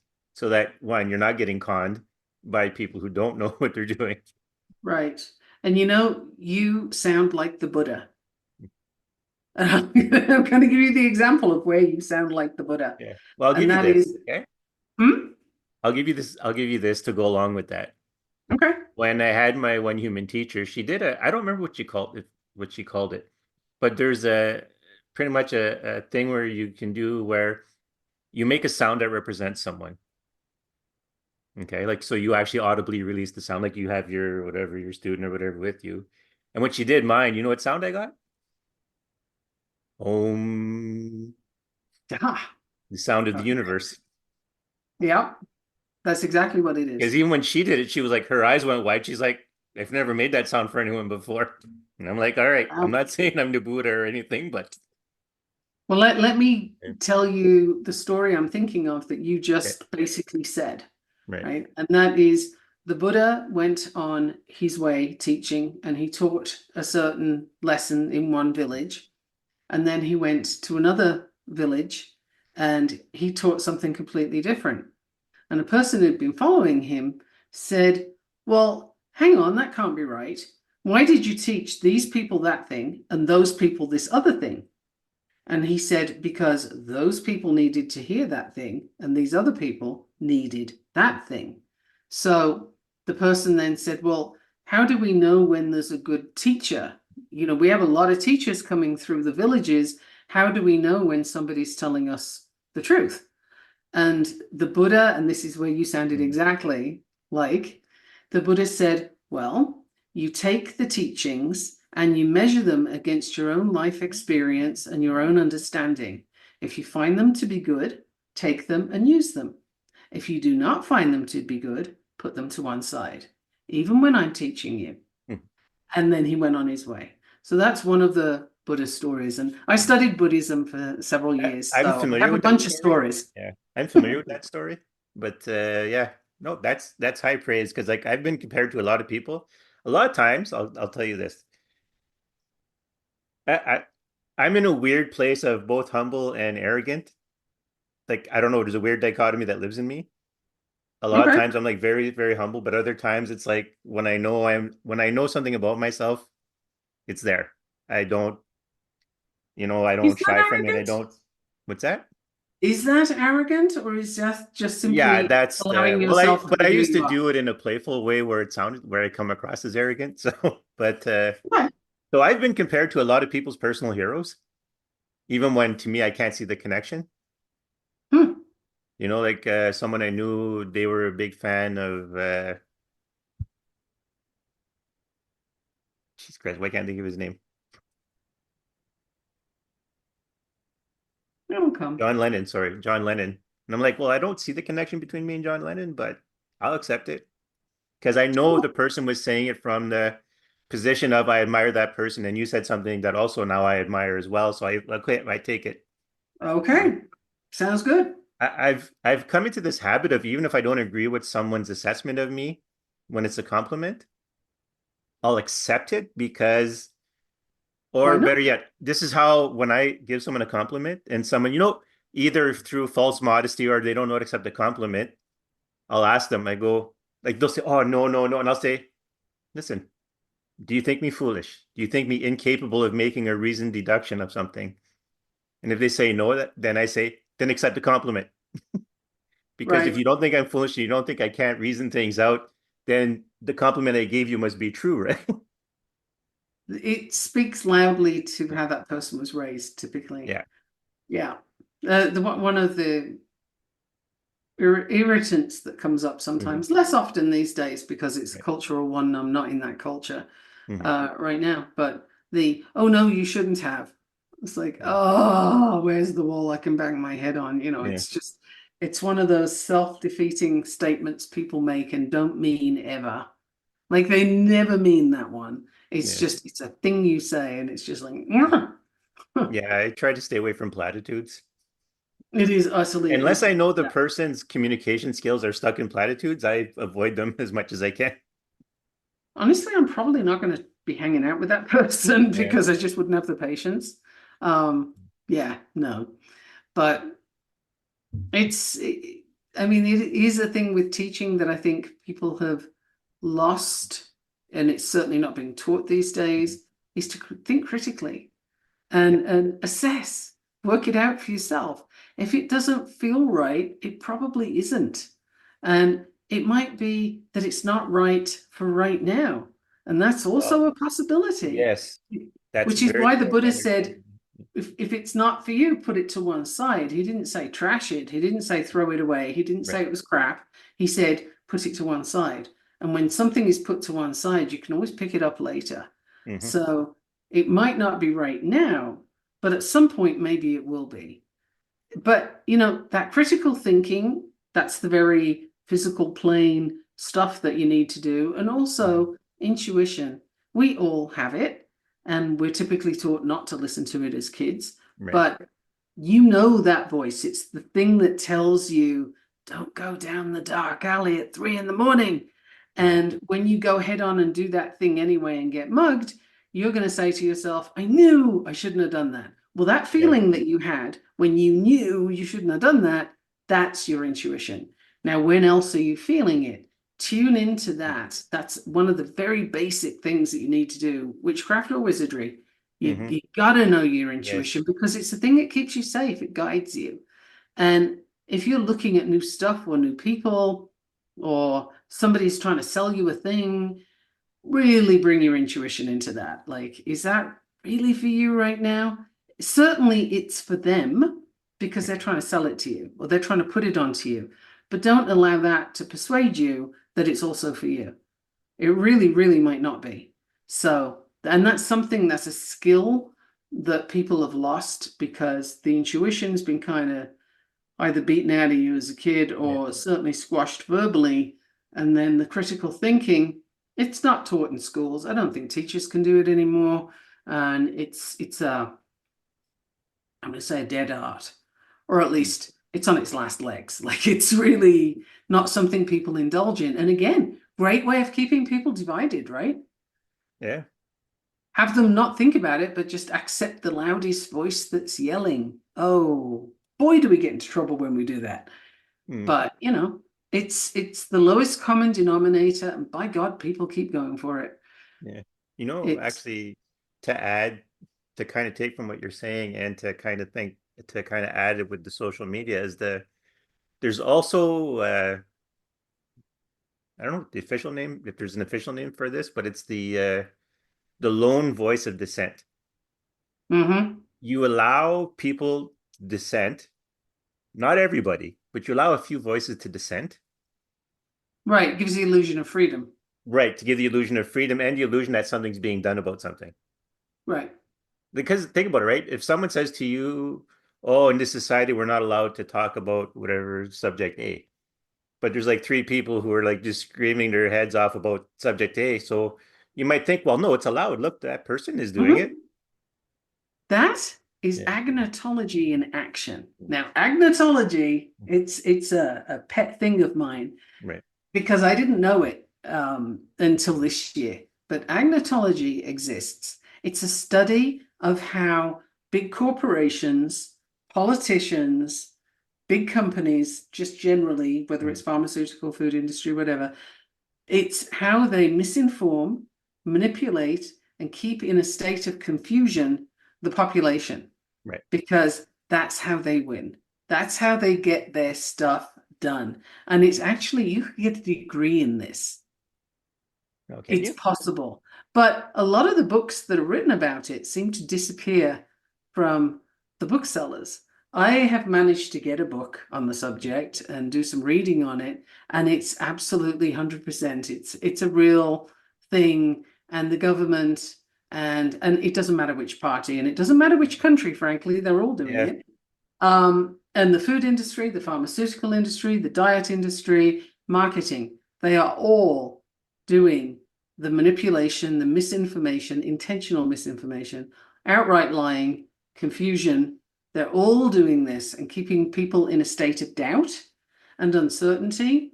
So if you see studies that say aspartame causes cancer, right?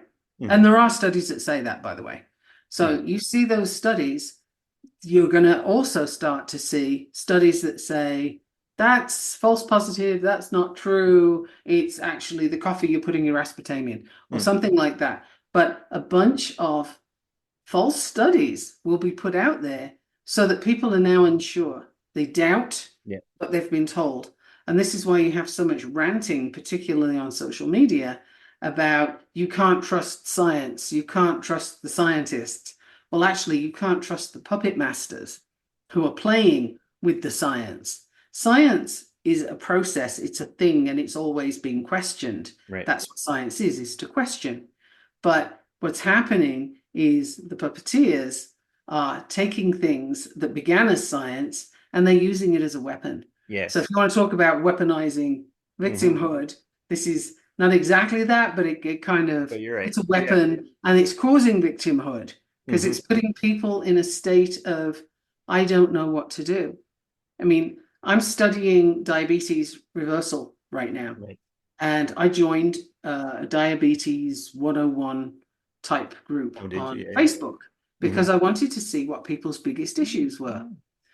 And what I've gotten from my investigation into people's issues so far is they have no bloody clue, right? First of all, Mm-hmm. because there's so much misinformation out there that people are asking what I consider to be really basic questions, but only because I've been doing the research for some years. Mm-hmm. And they'll pick processed and ultra processed foods and say, well, is this okay? Can I eat this? And I'm silently screaming, no, it's chemicals, but Yeah. it's being marketed as healthy, low sugar, no sugar, all this kind of stuff. But Yeah. it's a chemical shitstorm Mm-hmm. and it's gonna mess up your system. But the type of questions people are asking, and somebody did actually ask the other day if there was sugar in alcohol. Oh, yeah. Yes. And I stopped and I just stared at that for a moment. Yeah. I kind of ran through a whole load of processes in my mind and I Yeah. was like, okay, so I need to really understand that not everybody knows this. And it Well, would yes. not have occurred to me. That's me too, because once I knew how alcohol was made, I was like, and I learned that at a young age, how it was made. I still grow up in a region where some people still have their own, make their own Moonshine, alcohol. So it's like, right? But I mean, I yeah. did assume, and you know what assuming does, but Mm, I yeah. did assume that that was a common knowledge. And I've discovered recently that there are people that do not know that. And the confusion they have around, well, is this okay to have? Is that okay to have? This is what's happening. Why? And there's way more confusion than there ought to be. It Hmm. really shouldn't be that messed up. And I cannot think that everybody in that group, and there's thousands, I cannot think that they're all stupid. They are therefore confused. And Right. that is intentional. Absolutely. On the It's part something of I the think food about a lot industry, that too. is intentional. And it Yeah, I makes think me with mad as hell because yeah, people are still eating crap and they're trying to do better, but the food industry won't let them. And there's only people like you and me who can say, come here and I'll show you. right. But that's not the majority. And it makes me mad as hell that this is happening because people are being incapacitated.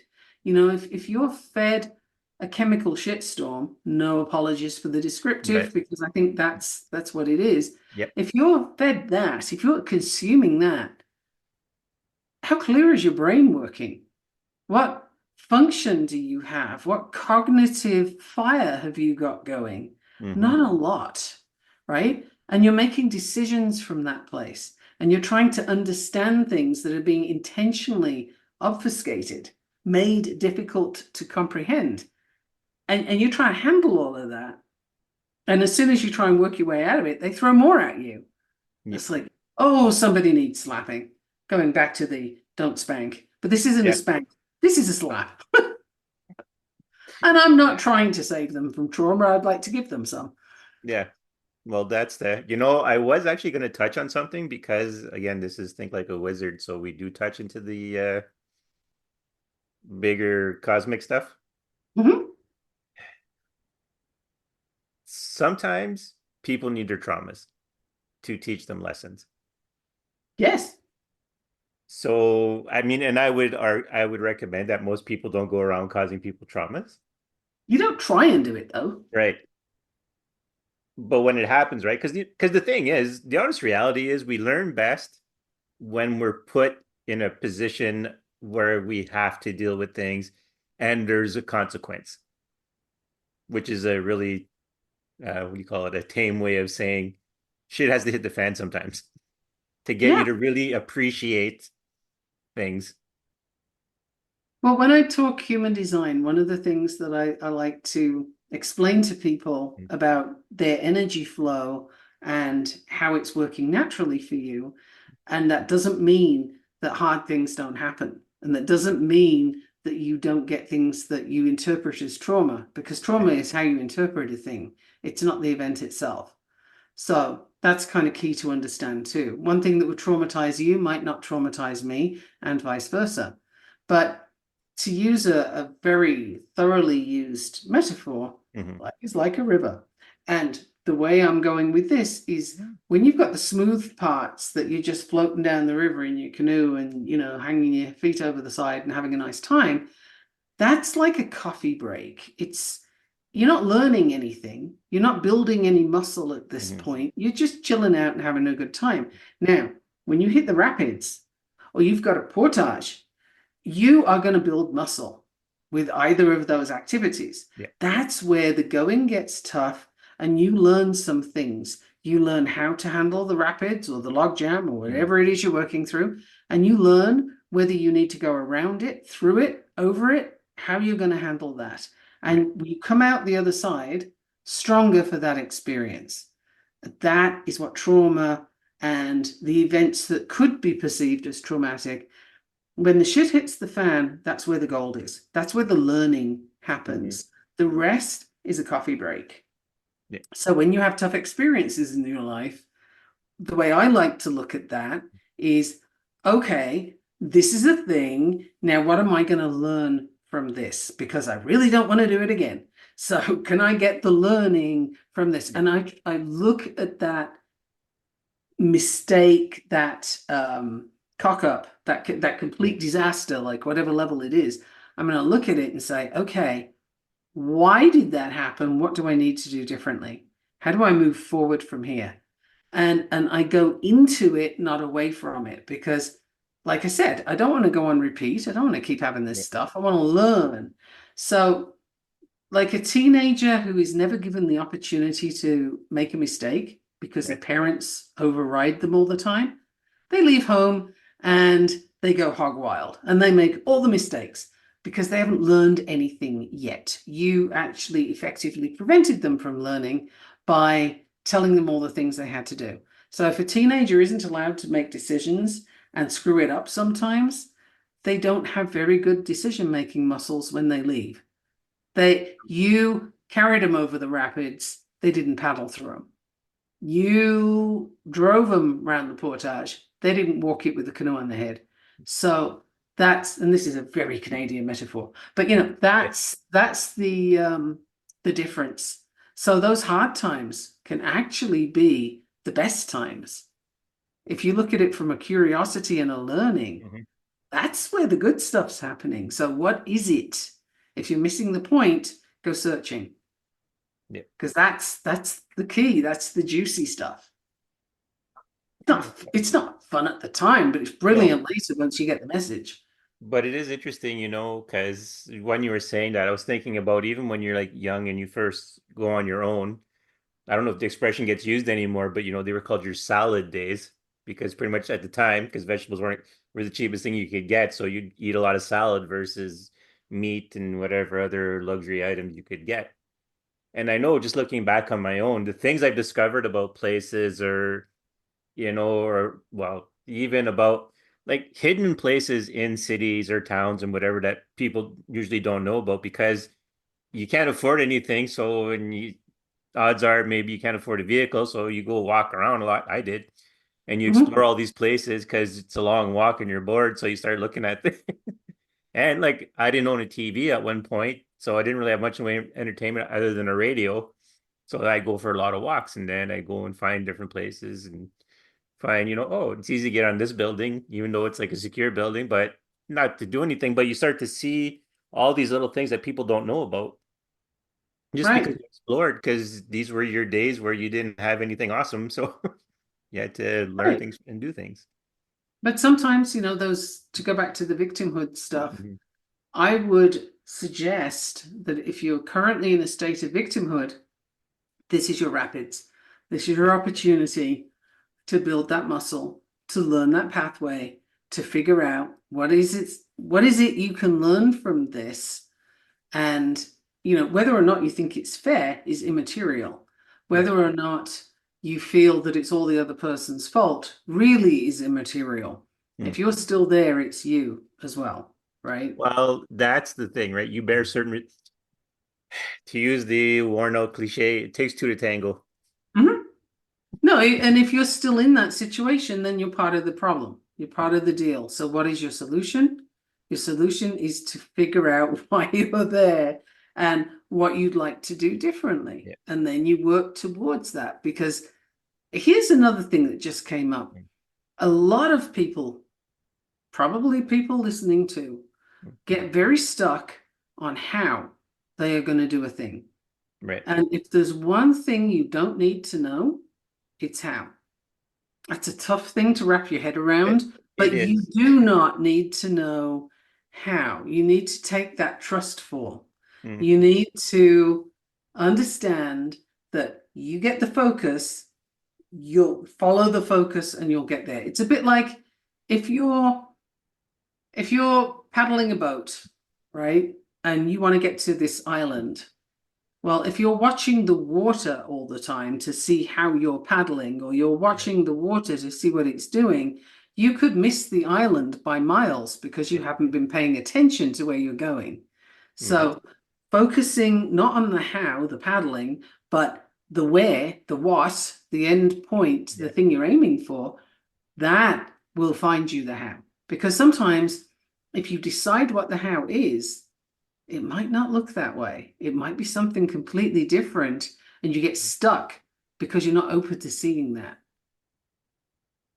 Yeah. And that's really important. I can save an awful lot of people a lot of time if they just take that one on board and go play with it. Go work with that one and see if you can take that trust step. I know in my own life, some of the biggest moves I have made, and often it's different countries or, to leave a situation, to enter a situation, all those things. Typically, when somebody tells me, "What are you nuts?" and and I hear this from a few places, I know I'm on the right track. Yeah. And I often don't know how that thing's going to work. I've just decided it will. And sometimes it's messy on the way, and sometimes it's less messy, but I get there. And the key is to not be stuck on the how, because you could miss your point. So Yeah. that's something if the listener takes one thing away from today, first of all, where have you been? And secondly, take that one. Yeah. Yeah. I like that. This has been a good episode. I think I that's knew the it would be producer's as soon way. as you picked the subject. I was Yeah. like, Well, oh yeah, that's fun. Let's that's the go. thing. I knew it was going to have a lot of stuff, and I knew even for myself, like it's weighty. There's a lot of things and to really touch on, and there's touchy stuff in there too if you don't do it right, or seemingly touchy things if you don't do it right. I have seen people be offended by the Mhm. mildest things that have been said, um, where you look at it and you consider and you're just like, how? How did you manage to get offended by that? Yeah. I've seen this happen, and you cannot account for that. It's like if a subject's touchy, it's precisely because it needs to be touched. And Yeah. I am here to poke everybody in the ribs. Well, that's the And, thing, right? you My know, biggest issue with this episode was covering the idea of your identity versus why people victimize you, because a lot of people tie the two together. oh, and they're so separate. They Right. have nothing So to do. They have nothing it, to do with anything. it was You a know, big worry of mine for this episode because I thought like if we put that out there and people misunderstand this, I don't want to be sitting there going through, hearing messages about how dare you say my group has not been whatever exploited or it's like I'm yeah, completely agreeing there's victimization, but taking it's the why. responsibility Yeah. for what you do with that Yeah. does not discount what's happened. It That's does right. not make it irrelevant. It doesn't mean it Mhm. didn't happen. It doesn't mean it's less than. It doesn't mean any of those things. It means that was in the past or could even be in the present. But Yeah. the question is, what are you doing moving forward? Right. And that's not, they are not at all tied, not even remotely. And Yeah. when a child is abused, for example, so while we're on all the touchy Mhm. subjects, let's go to Yeah. that one. That child grows up thinking they did something wrong. Right. And at some point, hopefully, that child will learn that it wasn't, this is a little mind blowing, Mhm. but it wasn't personal. Right. Whoever had been there would have gotten that treatment. It's not you, Joe Fire, it's you, the person who was in that place. So it Yeah. wasn't about you, the child. It was about that parent needing somebody smaller than them Right. to give a hard time to. Hmm. And it truly wasn't personal. It was actually all about them. Yeah. And that is a mind-blowing concept for people who are still carrying childhood abuse like that. Yes.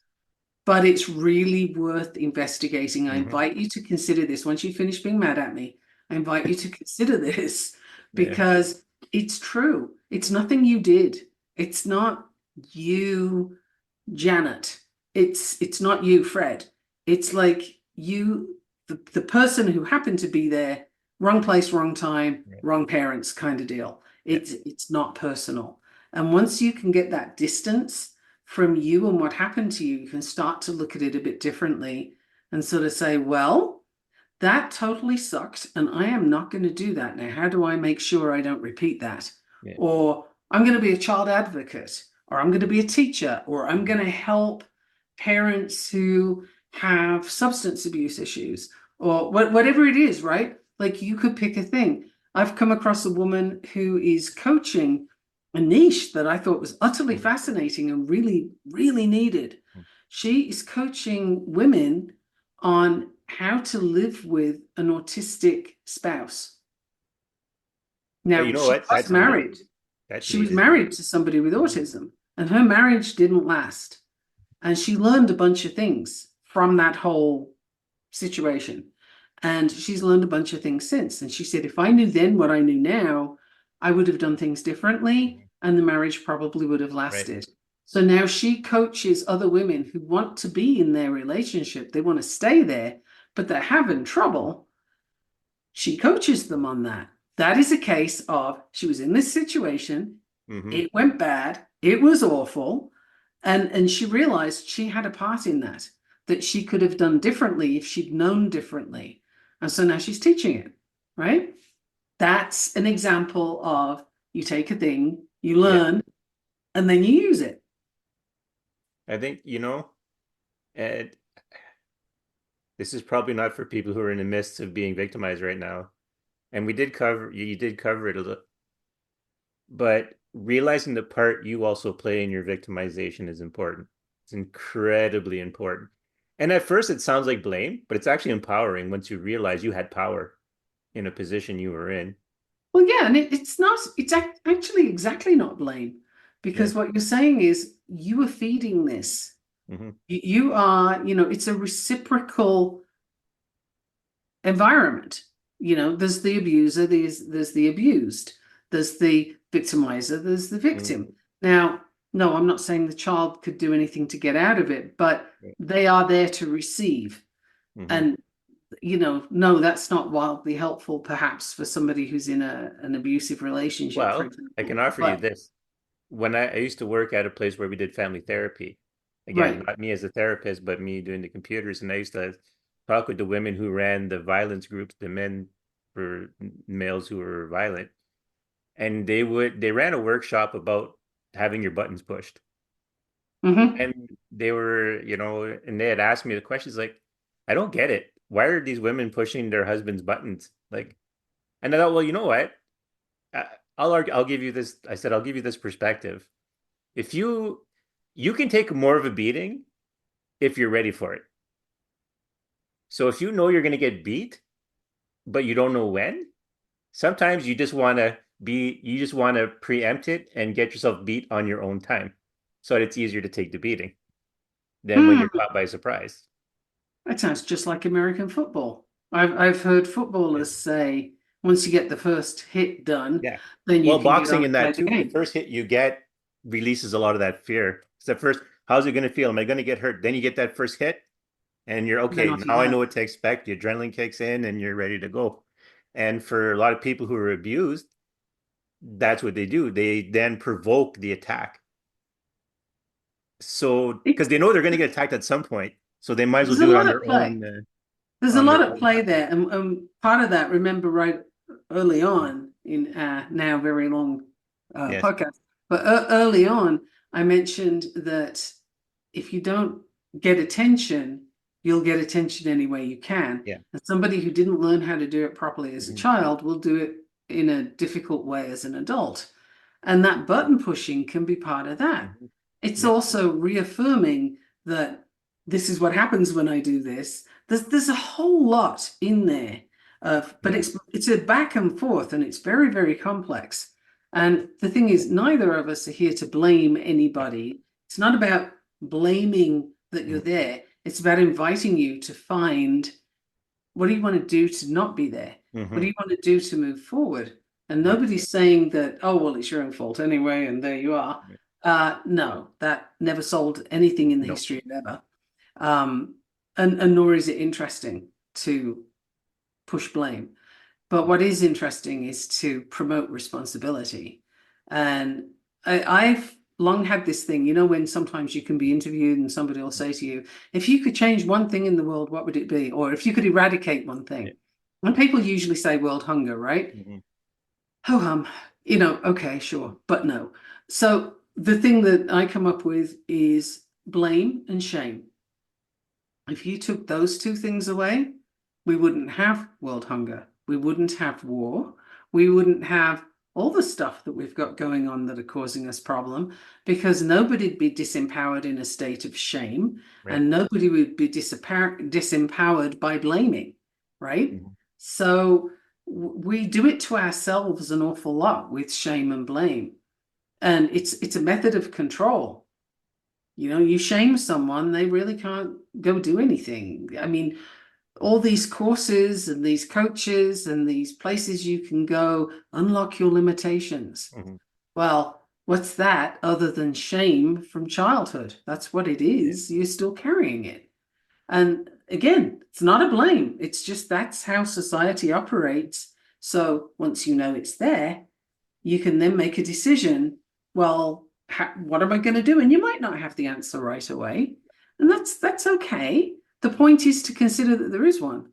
The point is to start being open to receiving that, because when I'm going to coach with someone, one of the things I do, I'm going to talk to them first. I'm never going to sign them up for something without, and Right. I'm listening to the language. If there's a lot of status quo language, like I'm not prepared to try anything new, or there's lots of excuses, there's lots of buts going on, then I'm going to give that person some resources. I'm not even going to refer them to somebody else actually because they're not yet ready to do anything. Right. But I'm going to give them some resources that might get them there. And then, we can always have a conversation another time, but I'm not going to coach them because it's unproductive for both of us and deeply frustrating for me. So, I'm not going to do that. So sometimes you're not ready right now, but being open is a huge part. Just being ready to see what comes. Yeah. 70% of the world's population are generators, so you're supposed to respond to opportunities anyway. But that's a whole other podcast. And if you don't Yeah. know about human design, you could always ask me. Yeah. Or if you're in the Prime coaching group, you can tune in and listen because I'm going to be Yeah. doing This this is good. until Yeah. Yeah. For those of you who are traveling in those circles, Michaela's got a talk coming up where she'll be sharing about human design. I am fortunate enough to be in those circles, so I will get to see the presentation. But Yeah, it's going to be a quick one. I got a lot to pack in, but I'll do my best. actually, I say that, and there are a few people from WildFit who do listen, so who will also get a chance to be on it. So, Yay! Oh, that'll be cool. so it's not just you and me. Actually, there's people listening. There are people listening who will get Woohoo! a chance. Well, that's a good thing. I hope they enjoy. Yeah. You know what? As much as, and we can go further because this is like this topic and everything we got related to it can go for a lot longer. Like we could probably do like three-parter, four-parter, five-parter. I was But going for to say, this episode, I think, if somebody's yeah, still listening at this point in the podcast, I'm hella impressed. yeah, yeah, we're two You hours get and 20 major minutes in. kudos. We're 2 hour and 20 minutes in. Major kudos if they're still Yeah, listening. That's like, what? You get a yeah, gold star. yeah. So as I like to say it, the producers of the show are saying, okay, it's good. This is a good time to wrap it up. So Mhm. I do want to remind people, we already gave the assignment. It's the I Yep. am assignment. I'll, again, as I usually do, I'll give a more of a description in the subreddit to the assignment. But for some of you, I don't remember if I mentioned this. You can text the show depending on what platform you're listening to this podcast on. You did not There's mention that. no. So there's a so Buzzsprout, the service I'm using to host this, now has an option where you can text directly to the show. Like not while we're recording, but obviously, but you can listen to the episode and then just go into the description and click send a text and you can text directly. Oh, how cool is that? So I would love to know what people have found to be yes. interesting. If anything has been confusing, we also need to know that because I don't like to add to the confusion. Yes. Uh, Well, for if sure. anything's annoyed you, we could talk about that because that's the place where you need to do the work. And if anything's inspired you, that'd be really cool to know too. Yeah. As far as I know, so far that feature, because the way I don't know if I made a mistake, but anyways, Spotify, it doesn't show up on the Spotify. Uh, if you listen to this on Spotify, you might not see it, and I don't know if it shows up in Audible. They could find us on Facebook too. It's Yeah, pretty easy. So you can always send a message to either one of us. yeah, yeah. So and there's always the subreddit. The subreddit is like almost a year old now, so Cool. not much. But the thing is, there's ways to reach out, and it's good to ask questions because I was actually asked. I've mentioned a few times, right? I have a trickster teacher.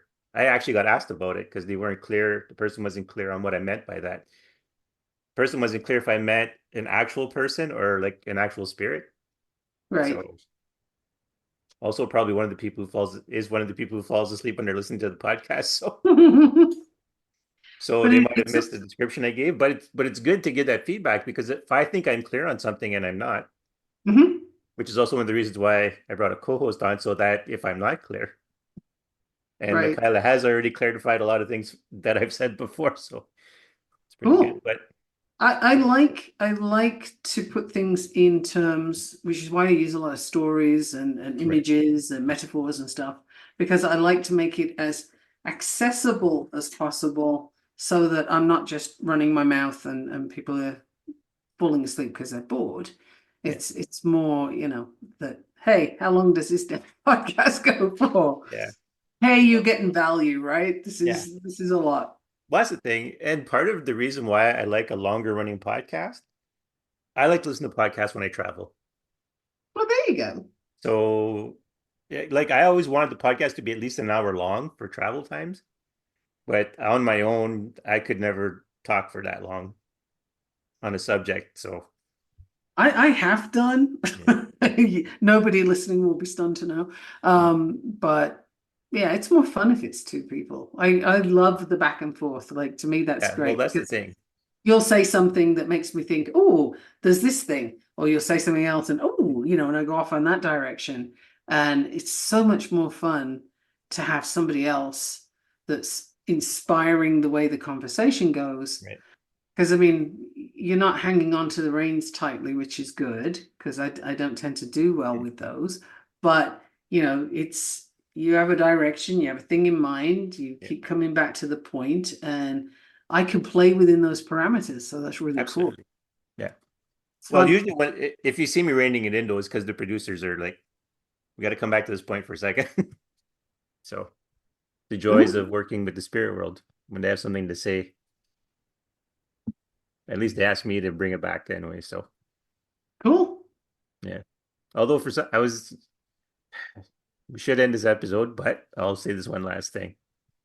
I would argue for the last few episodes that they've been favoring you. So I there are think you might subjects be that, right. I've yeah, I've had a lot to say in the last few episodes. yeah, because I was thinking of been like, they're starting to play favorites now. What the hell's up with that? Ooh. Yeah. All right. And that will be the note we will end on. So once again, I'm Daniel Dubois, And I'm Michaela Gaffinstone. the favorite one, apparently. And It's until because I'm next cute. time. Notice, dear listener, he did not comment.